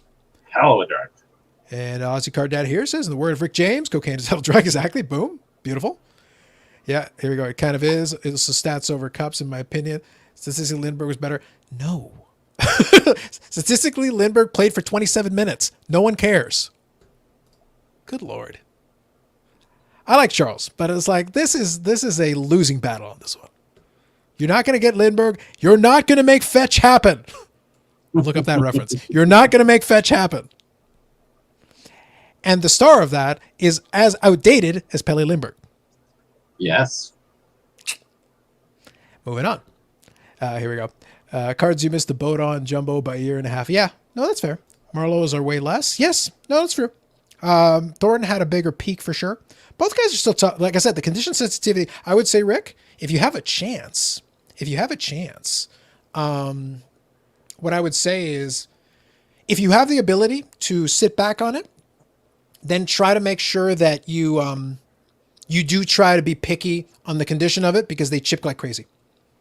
So just be careful with that piece because they do chip like crazy with the foil style that they use that year. It is very tricky to find a nice looking one. Obviously the price is a factor too. I rarely saw Thornton Black Diamond rookies back in the late 90s or 2000s. I think the triple diamond print was a lot smaller. It's pretty small. Here we go. And Jim Carrey had better stats than Lindbergh. Different era. Yeah. In Lindbergh's era, you had to be a worse goalie to be a good goalie. Goalie stats in the 70s are not that good. You don't want to be comparing it. Yeah, he won a Vezina. So did Jim Carrey. And Jim Carrey's career actually lasted longer. And nobody talks about Jim Carrey. Comparing a tiny career versus one that was almost 20 years, comparing different eras, yes. What cards are you buying to flip for next season? I don't do seasons. Yeah, no, for sure. Yeah, I don't try to do seasons. I usually find what I try to do, and like I said, we don't do investment advice very often. I try to avoid it as much as possible. I stick to general principles. My answer is, hashtags. Yeah, my answer is always the same on this. It is going to be looking for something that has features that may make it desirable. Scarcity, the player, it could be the brand, it could be whatever. It's got to be something. But price is a factor in it too. What I'm saying is it's got to have desirability because let me put it this way. If a collector won't want it, eventually you're going to struggle. It's got to have the right combination of things that eventually a collector will want it. That's why I say the Luka Doncic Prism rookie has a problem. There's tons of them. Even if a collector wants it, they probably already have it. So you don't have a buyer then. If they already have one, what do they need 5 more for? They're not scarce, so you need enough collectors who want one. It's not the investor who has a stack of 100. That's irrelevant. You need the collector who wants one, who doesn't already have 5 copies. It already ends up that rarity is the true sense of the hobby. An old card that has survived the test of time, and that's why they get good money. New cards that are manufactured scarcity, and when there's so many that are 10s, it loses that sense of desirability. Now, does that take away from the player or how good the card is? Obviously, it does, and it really shouldn't. But we're talking about new cards, and that's the big difference between vintage and new. Yeah, no, for sure. But like I said, and I always use the comparison as well, even for vintage. If you've got a rare card of a random player, yeah, it's rare. But there's 5 copies. Good news. There's 4 buyers. So it turns out there's more than are needed. So you still run into a problem. But it's only 5. Yes, but it doesn't change anything. You need 10 people to want it, and then you're in business. I'll let you guys keep arguing about it. Lindbergh wasn't even his prime. My goodness. Have a good night, Ty. Yeah. Oh, here we go. Sell Bobby Bonilla and buy Mike Trout. Never buy Mike Trout. Never. That is verboten. Moving on. Yeah, very speculative. I would speculate the Hextall takes a certain job because he dominated for a period of time. Yeah, I think that's fair. If you're talking Flyers. Gordy Hawkross will go up because of bridge name. You're talking about North Star's Hextall. Come on. Yeah, Dennis and Brian, 2 different. Yeah, exactly. Aren't they cousins? Maybe. I genuinely don't know. Plenty of hockey relatives at this point. There's 57. Super common name. Well, you never know. It could be like there's 57,000 Sutters that have been involved in the NHL. That have played in the NHL, exactly. That the Sutter family is like the hockey equivalent of the Samoan dynasty in wrestling, where every Samoan is related to each other and they all are wrestlers. Not literally, but it feels like it because it's like, The Rock's related to that person. Yes, The Rock's related to everybody from Samoa who wrestled ever. Or the Hart family. Yeah. But at least that's one family though. They kept extending it. It's like, oh, it's like, oh, Roman Reigns is a cousin of The Rock. Everybody's a cousin of The Rock. Yeah. Everybody from the island is a cousin of The Rock. We got it. Yeah. It's just very interesting the way that works out. I was like, okay, sure. Yeah, why not? Okay, so yeah, will they? No, for sure. You never know about stuff like that. The key with the key with players, like I said, Gordie Howe is a good example though. He is a legendary player. If it's a desirable card of a legendary player, it'll be fine. It's one of those. Set a record, right? Was that? Set a record for his graded 8, I think it was. I think so. The rookie, 50K? The rookie, you mean? Yeah, for sure. And here's the thing. But here would be something I'd throw at you. I haven't seen one, so I'd have to see if it happened. I've posited that I'm still a bigger fan of the 54 tops. But what if you had like a PSA 10 54 tops come out on the market? I'd like to see what that would sell for. I'd like to see what that would sell for. It would probably do really well because it is a very popular card. And it is an aesthetically very nice card. Big fan of it. Yep. And it's artwork too, just like the 50 baseball ones. Yeah, the 53 tops one, yeah. Yeah, my friend's looking up the art on that because he did the baseball, he looked into that, and now he's looking into the hockey because I think that's the only artwork that was done for the cards was the 54. I think that's right. That's what I mean. Like all these elements, plus the first top set when they restarted officially as tops, making. Where is that artwork? Good question. That would be a piece unique as well. That would be a huge piece unique. Yeah, for sure. But that's what I mean. Stuff like that has some resonance. It holds. That's why I use that analogy. In PSA's, Mount Rushmore of hockey cards, it's not the 51 Parkers, it's the 54 tops. Gosh. Which makes sense. It's an ugly card. Is it a significant card? No doubt. But is it as attractive as 54? This isn't even a conversation piece. It's not a conversation. Even these cards look better than oh, yes. the 51 Parkers. And they're also small. They're small. They're small. It's trimmed easily. There's no set size. It's just no writing on the back, to keep it honest. Tough. Yeah. The 52 Parkers is marginally better, still ugly looking. Still ugly. Still printed stuff on the back and the color scheme on the 52s. Ooh. Yeah. 53 we started to get better. 54 we're really doing okay. Yeah, for sure. Absolutely. So yeah, exactly. So here Ozzy Card Dad says, I doubt 18,000 collectors would pay premium for Luca-based Prism. Yep. They sell the cheaper price, hence rarity matters. Yep. Rarity will always play into it. Bobby and I always have this back and forth discussion. I've never said rarity doesn't matter. Demand matters too. You need both to work together. Because you can take the rarest item in the world, and if nobody wants it, it's still $1. It doesn't change anything. But if you have the demand and you have the scarcity, maybe a great story, maybe a lot areas of interest, then all the pieces come together.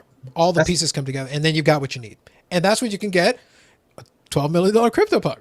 Desirability. One of one. He's got an earring. He's got an earring and a mask. Nothing will make very valuable. Nothing. It's a story. And they could actually do a little movie after that. That would be interesting. But I have no doubt. But they'll never do good hockey movies. And let me tell you, when that movie happens, that'll bring the Pelle Lindbergh from the lofty heights of $1.97 all the way to like $4.96.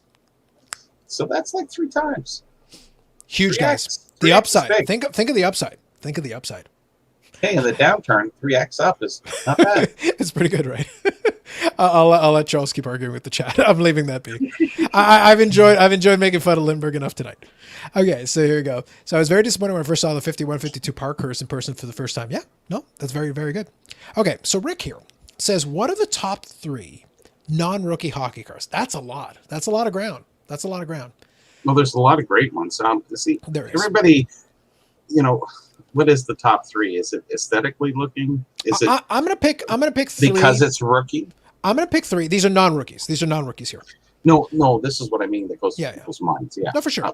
I'm gonna pick 3 that I would argue are a good combination. Obviously, there's a lot of directions you can go with this. So like Bobby said, there's a million directions we can go with this.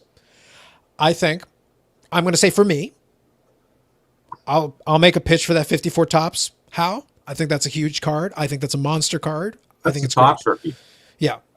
But I'm saying, like, just as an iconic card, I think that card is an iconic card for Howe. I think it's a great card for Howe. It deserves a spot on that Mount Rushmore that PSA gave them because I think it's worthy. I think it's a card of that caliber. I think Sawchuk is too, almost to that side. It could very well be. I'm a big fan of that Sawchuk. That's a set I may pursue at some point, and I'm saying I won't wait too long because those are beautiful cards, and I have the How already, so I may go after that at some It point. might end up cheaper than the 70 baseball. Probably. At least it's a reasonable checklist size, so that helps a lot. True enough. I'll say the or. Oh, so non-rookie. Sorry, I was going to say the or rookie, but no, can't do that one. It's got to be non-rookie. I'll put a modern one on here because I think it's big.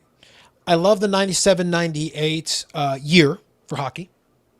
I think the Mirror Platinum. So again, not the biggest Gretzky fan, but we're talking 90s. We're talking like peak combination. So I'll have a representative of that era. 97-98 Mirror Platinum. So Hockey Guy references the series here. Mirror Platinum Golds. Put the Gretzky there because that is a huge card. Biggest player from that set, late 90s, technology, that portion of it. If I went strictly vintage, it'd be a different conversation. But for those combination of things, I love that. So I think those are pretty great.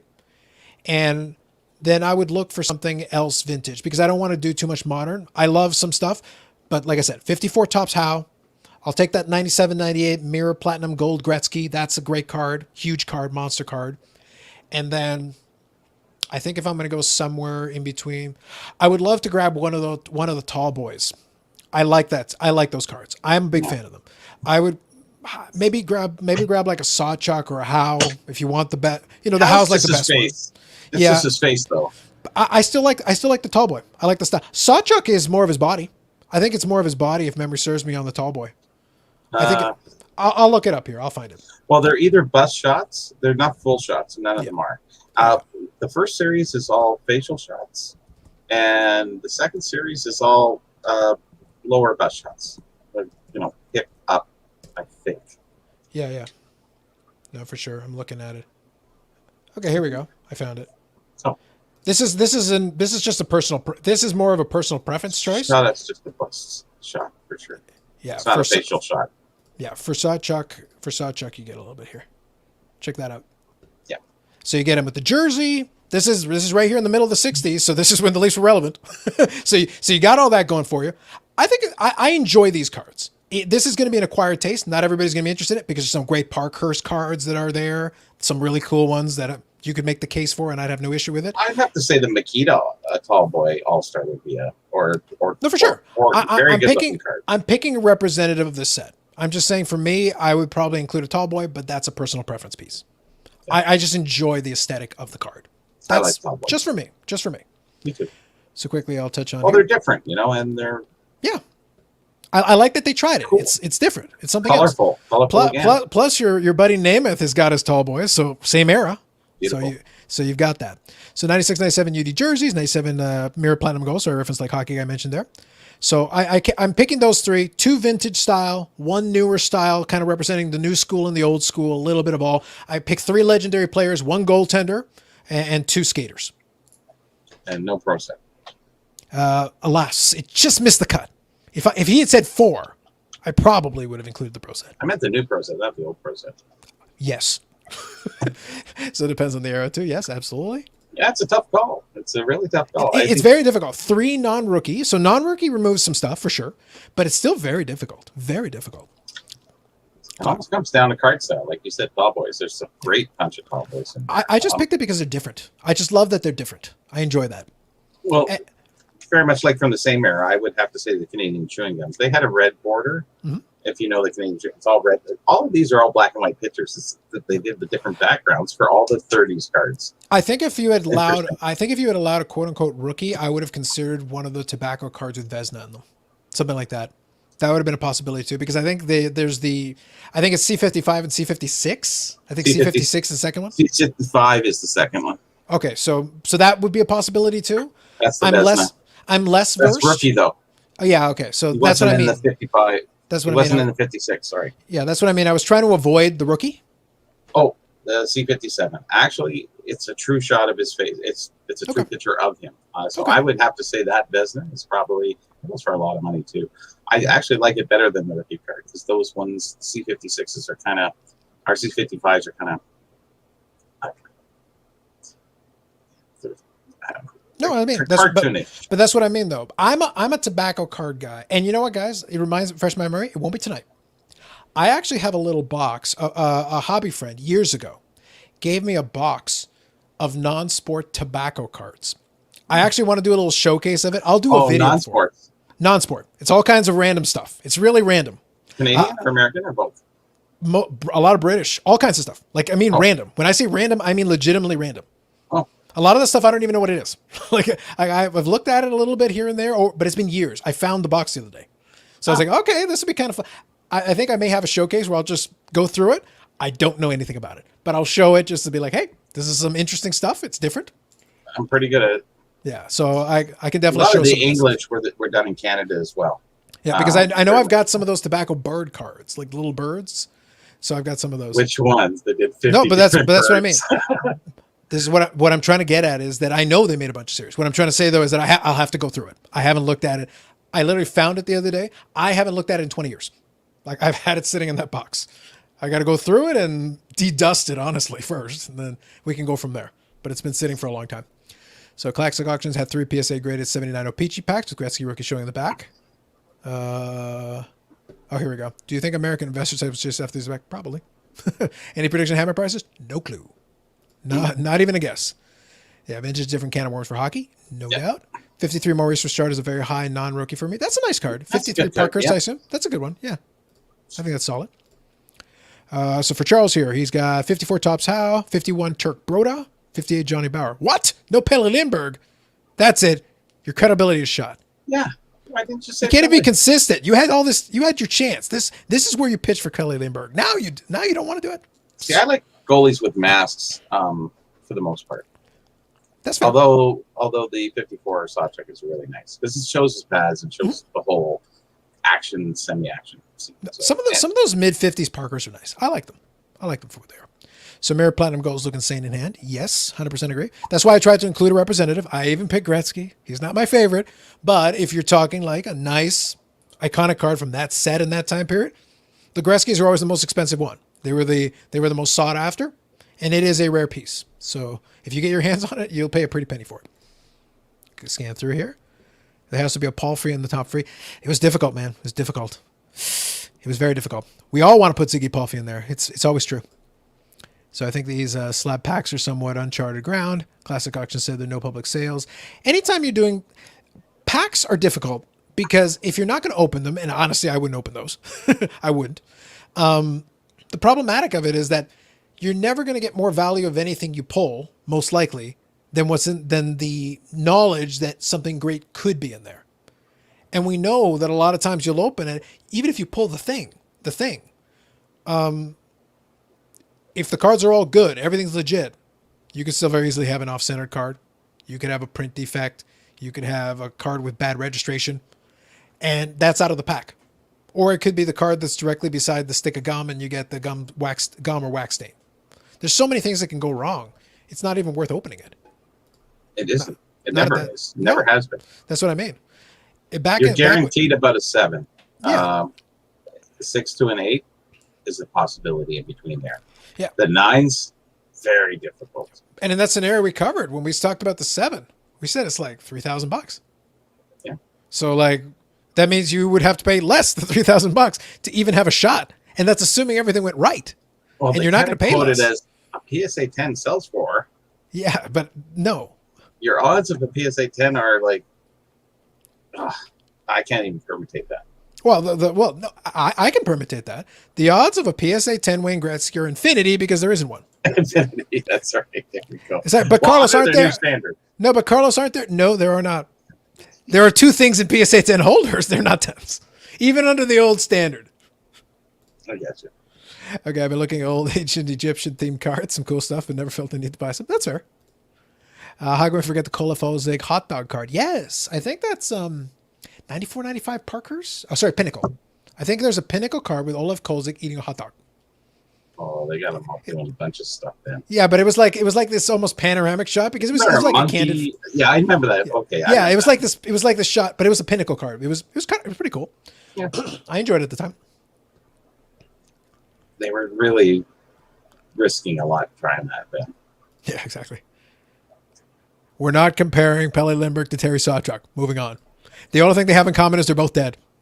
Oh, the memorial card. See, that's actually one of the most important cards to me, the memorial card from 1970. The Pele Lindbergh or the Terry Sawchuk? Well, Kelly wasn't even born probably then. But no, the Terry Sawchuk card. Yeah. This was one of the first packs that I opened, and I got that card quite a bit. It was kind of surprising. And we just didn't realize at that time that he had passed away, and it was very shocking, and we didn't know what was going on. Interesting, but they did a really nice card. It was a gray background. It was very respectful. It was really well done. So I have to give credit to that card, although it's, kind of posthumously done, but I mean, even still. No, I get it. No, for sure. So we all have memories of different cards that we kind of like and what we grew up around it. So that card actually stands out a lot to me. I think it's fair. So Olaf Kolzig here for Paul is in the Mount Rushmore of hockey cards. You can make a case. So it was 95-96 Pinnacle. That was the specific year for the Kolzig hot dog card. So it's him holding a hot dog that has Olaf written on the mustard. Ah, yes, that's right. They had the Olaf thing as well, written in the mustard. Wow. That's pretty iconic, I'm not going to lie. So yeah, so as a card down there. PSA 10s of that? That'll top the fake PSA 10 Gretzky's. Man, woo, that'd be crazy. That's an NFT waiting to happen. Dang, imagine that. So here, two PSA 10 Gretzky holders. Yes, there's two holders. So you ever been to so the analogy I'll use, guys, is like, you ever been to IKEA where they've got the furniture, but then they've got the fake, like the fake TV, the fake laptop, or they've got a picture frame, but it's like a fake picture inside of it. So there's two PSA 10 Gretzky holders out there, but inside of it is like a fake PSA 10. It's great. Go with that. I will never not enjoy poking fun. Ever. Yep, time to go look. Absolutely. Go find that Kolzig card. It's got to be around here somewhere. Exactly. All right, guys. So here's the deal. This is last call on something funny or interesting. If there's anything in particular you guys want to touch on. Actually, hold on. This will be good. I know Yannick's gone for the day. But this will be something, if he catches the replay, he can catch later. I'll at least touch on it real quick because I did hear the question here. And I had written it down, but I completely forgot about it. I had it written down too. I'll talk quickly about this. So I use Ship My Cards. I mentioned that before. And it's useful for my purposes because it's a US-based address that then allows them to ship the stuff. They hold the stuff until I'm ready to ship it out. And some of you guys stateside probably don't need to use any of this stuff. It's not pertinent for you. But for folks Canada or internationally, for US sellers, the shipping costs can be prohibitive. And then we got to pay customs, and there's just cost on cost on cost. But the question really was pertaining around usage. And this is tricky. And it might still be relevant even for you guys stateside because when you make shipping decisions, this plays into it. Because even after I have stuff shipped over there, it costs me less. Usually a lot of times I only have to pay the local like state tax in Arizona, which isn't as bad as having to pay customs necessarily. But Ship My Cards consolidates this stuff. When I go to ship it, I got a decision to make. I can insure it. How much do I declare it for? Because depending on how you ship it, $4. You could 100% do that. But this is a key piece. A lot of times you have to be careful because one thing you can do, so I'll usually have it shipped by FedEx. But usually what happens, and that's just a preference, but I don't have to do that. But I just prefer it because then I know once they ship it, it's a couple of days and it's to my door. So that I'll pay the extra for that. Do they do USPS? They do. I can very much do USPS if I want. Yep. Then you would pay no duty and you wouldn't matter how much you put on it. No, I agree with you. But what I'm trying to say is like, I'm impatient when I get that stuff because usually I'm ordering nicer stuff. I will pay the freight. But you can still control a little bit how much duty you'll pay by how much you declare.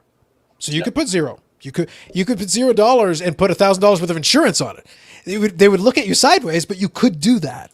But you are running some risks. You are running. There'll be like some eyebrows will be raised. They'll be like, so you're declaring value of $1, but you insured it for $2,000. Yes. So you're non-replaceable NFT. Like, guys, this has the key to my CryptoPunk. Oh, this is so great. Do you know the shipping savings you can make on NFTs? Yes. Bobby, why do you think NFT? Incredible. Bobby, they paid $12 million because he doesn't need to pay shipping. I knew it. That's a bargain. You just didn't see. You just No didn't see the insurance. vision. You did not see the vision. You need to see the vision. FedEx, no UPS. You need to see the vision. If you go- As hard as they try, they can't even get caught up in COMC. They don't even need the machine for it. They don't need the building that you can see from space. You don't need any of that. If they were smart, they would just go into NFTs because they're almost there anyways. Really. Nice. So real quick here, I'll get caught up on these comments. So I like how the Ziggy Palfy thing is. Sorry, the Olaf Kozik card it sparked a little bit of interest here from Hockey Guy. So somebody graded an artist proof of the hot dog Kozik. It's a PSA 9 Pop 1. Get on that, my friends. Find that. Is that on eBay right now? If it was, that'd be hilarious. You imagine just this conversation. Listen, influencers here. Listen, course. I already have a PSA 9 Pop 1, and we already discussed.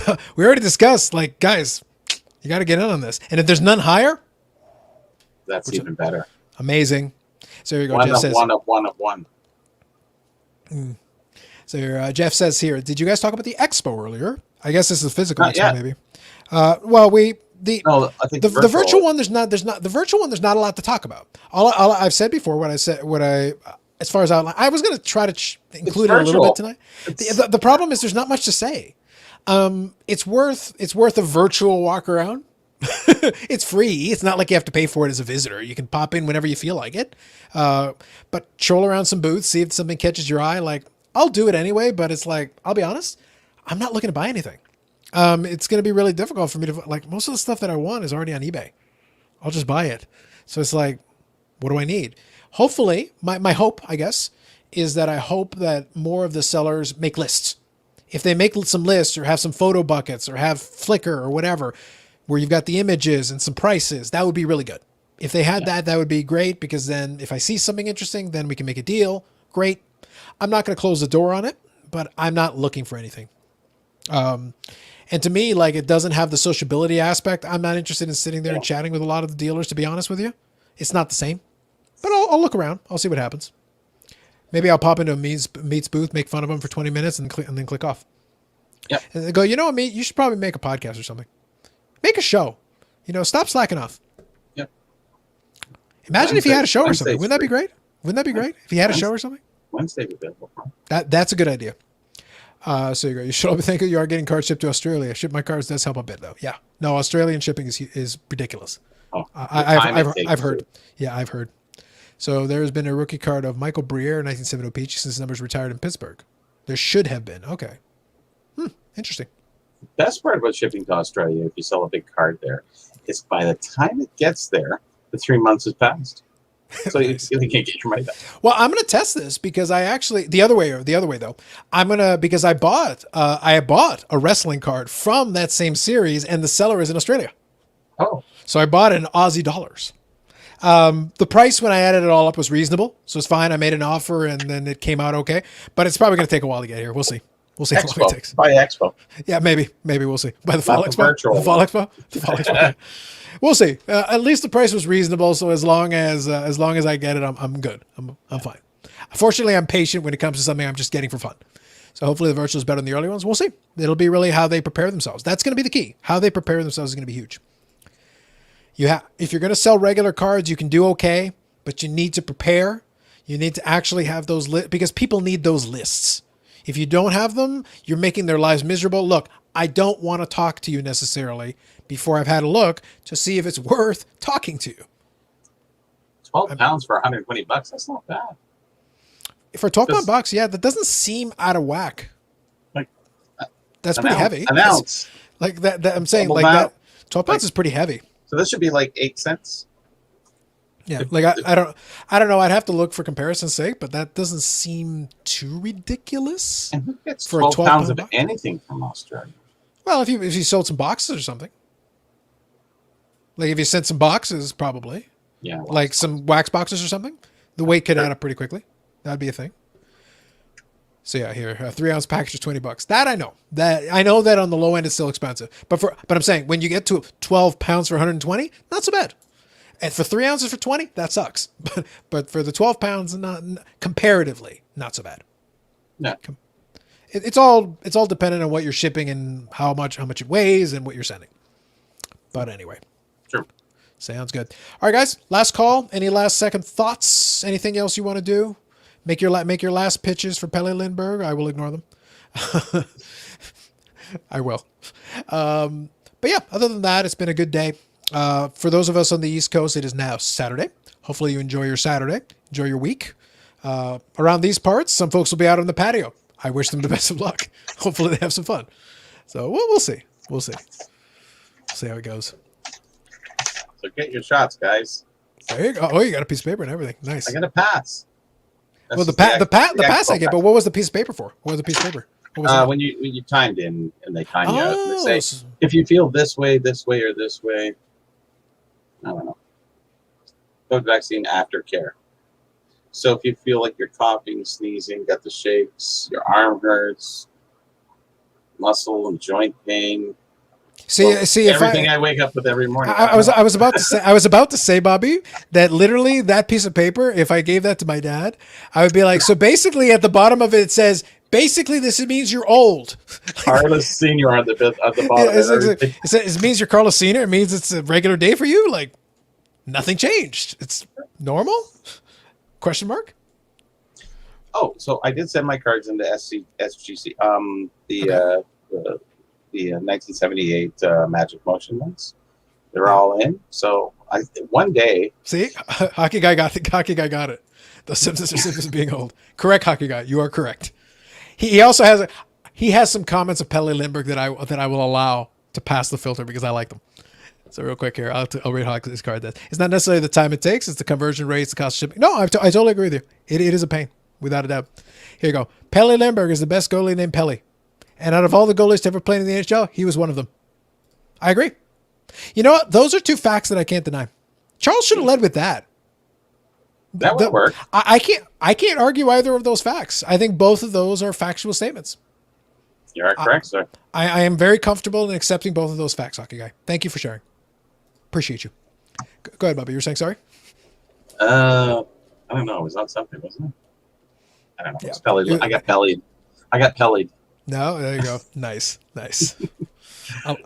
Alas, stunted before the potential was realized. What a shame. What a shame. But no, it's been a lot of fun hanging out with you guys. I do enjoy these Friday live streams, so it's been good. Appreciate you all chiming in, and we like I said, on a relatively slow time of the hobby news calendar, I'll be looking forward to. I'm hoping there'll be some vlogs from that Philly show. I'd like to see a little bit of that. That'd be kind of fun. So I'm gonna actually check out the last Slash of Tea, and I think there's another guy I looked at too. And Chris Sewell puts them out like every 2 times a day or something. That guy's never nonstop. I think that's fair. But he's so honest, and I like him. He's very monotone, but I mean, he's not the most exciting guy to listen to, but he has some good stories, and he's very honest. I like that part of him. That one's dropped down quite a bit. That doesn't look like a 10. Wow, I like that. I think that's fair. Yeah. All right. So let me grab the last couple of comments, guys, and we'll take off. So David G says, entertaining show. Have a good night. Thank you, David G. Appreciate you. Aussie Card Dad's here. About a couple of cards in early June. Expected early day by the end of July. Shipping costs more than the cards themselves, but hey, they're rare PCs. Well, we get that in Canada sometimes too. Trust me. I've felt those feels. So Bill Masterson should have a rookie card in the 68 page you said. Fair enough. Thanks, guys, from Rick. Thank you, Rick. Appreciate you coming by. And Jeff Smith says, see you boys next week. Thank you, Jeff. That is the last word. Thank you all for hanging out. We'll be back next Friday. If anything comes up news-wise between now and then, I'll make a video about it. Otherwise, if you've never been to the channel before, thanks for popping in. Thanks for coming by. On your way out, if you could hit the like button, that would be appreciated. If you haven't subscribed to the channel, if you could do that, that'd be great. And that will get us ever closer to the $12 million NFT. If you could just do that, that would be, just help us get closer. Let us live the dream. Bobby needs a shed that he can be seen from space. We're trying to move closer to it. Help us. Help us. Help me help you.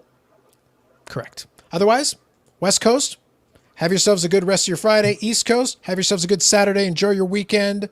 If you got some sunshine, enjoy it. If you can go to a patio, do that. Have yourselves a good one. We'll catch you next time. I know.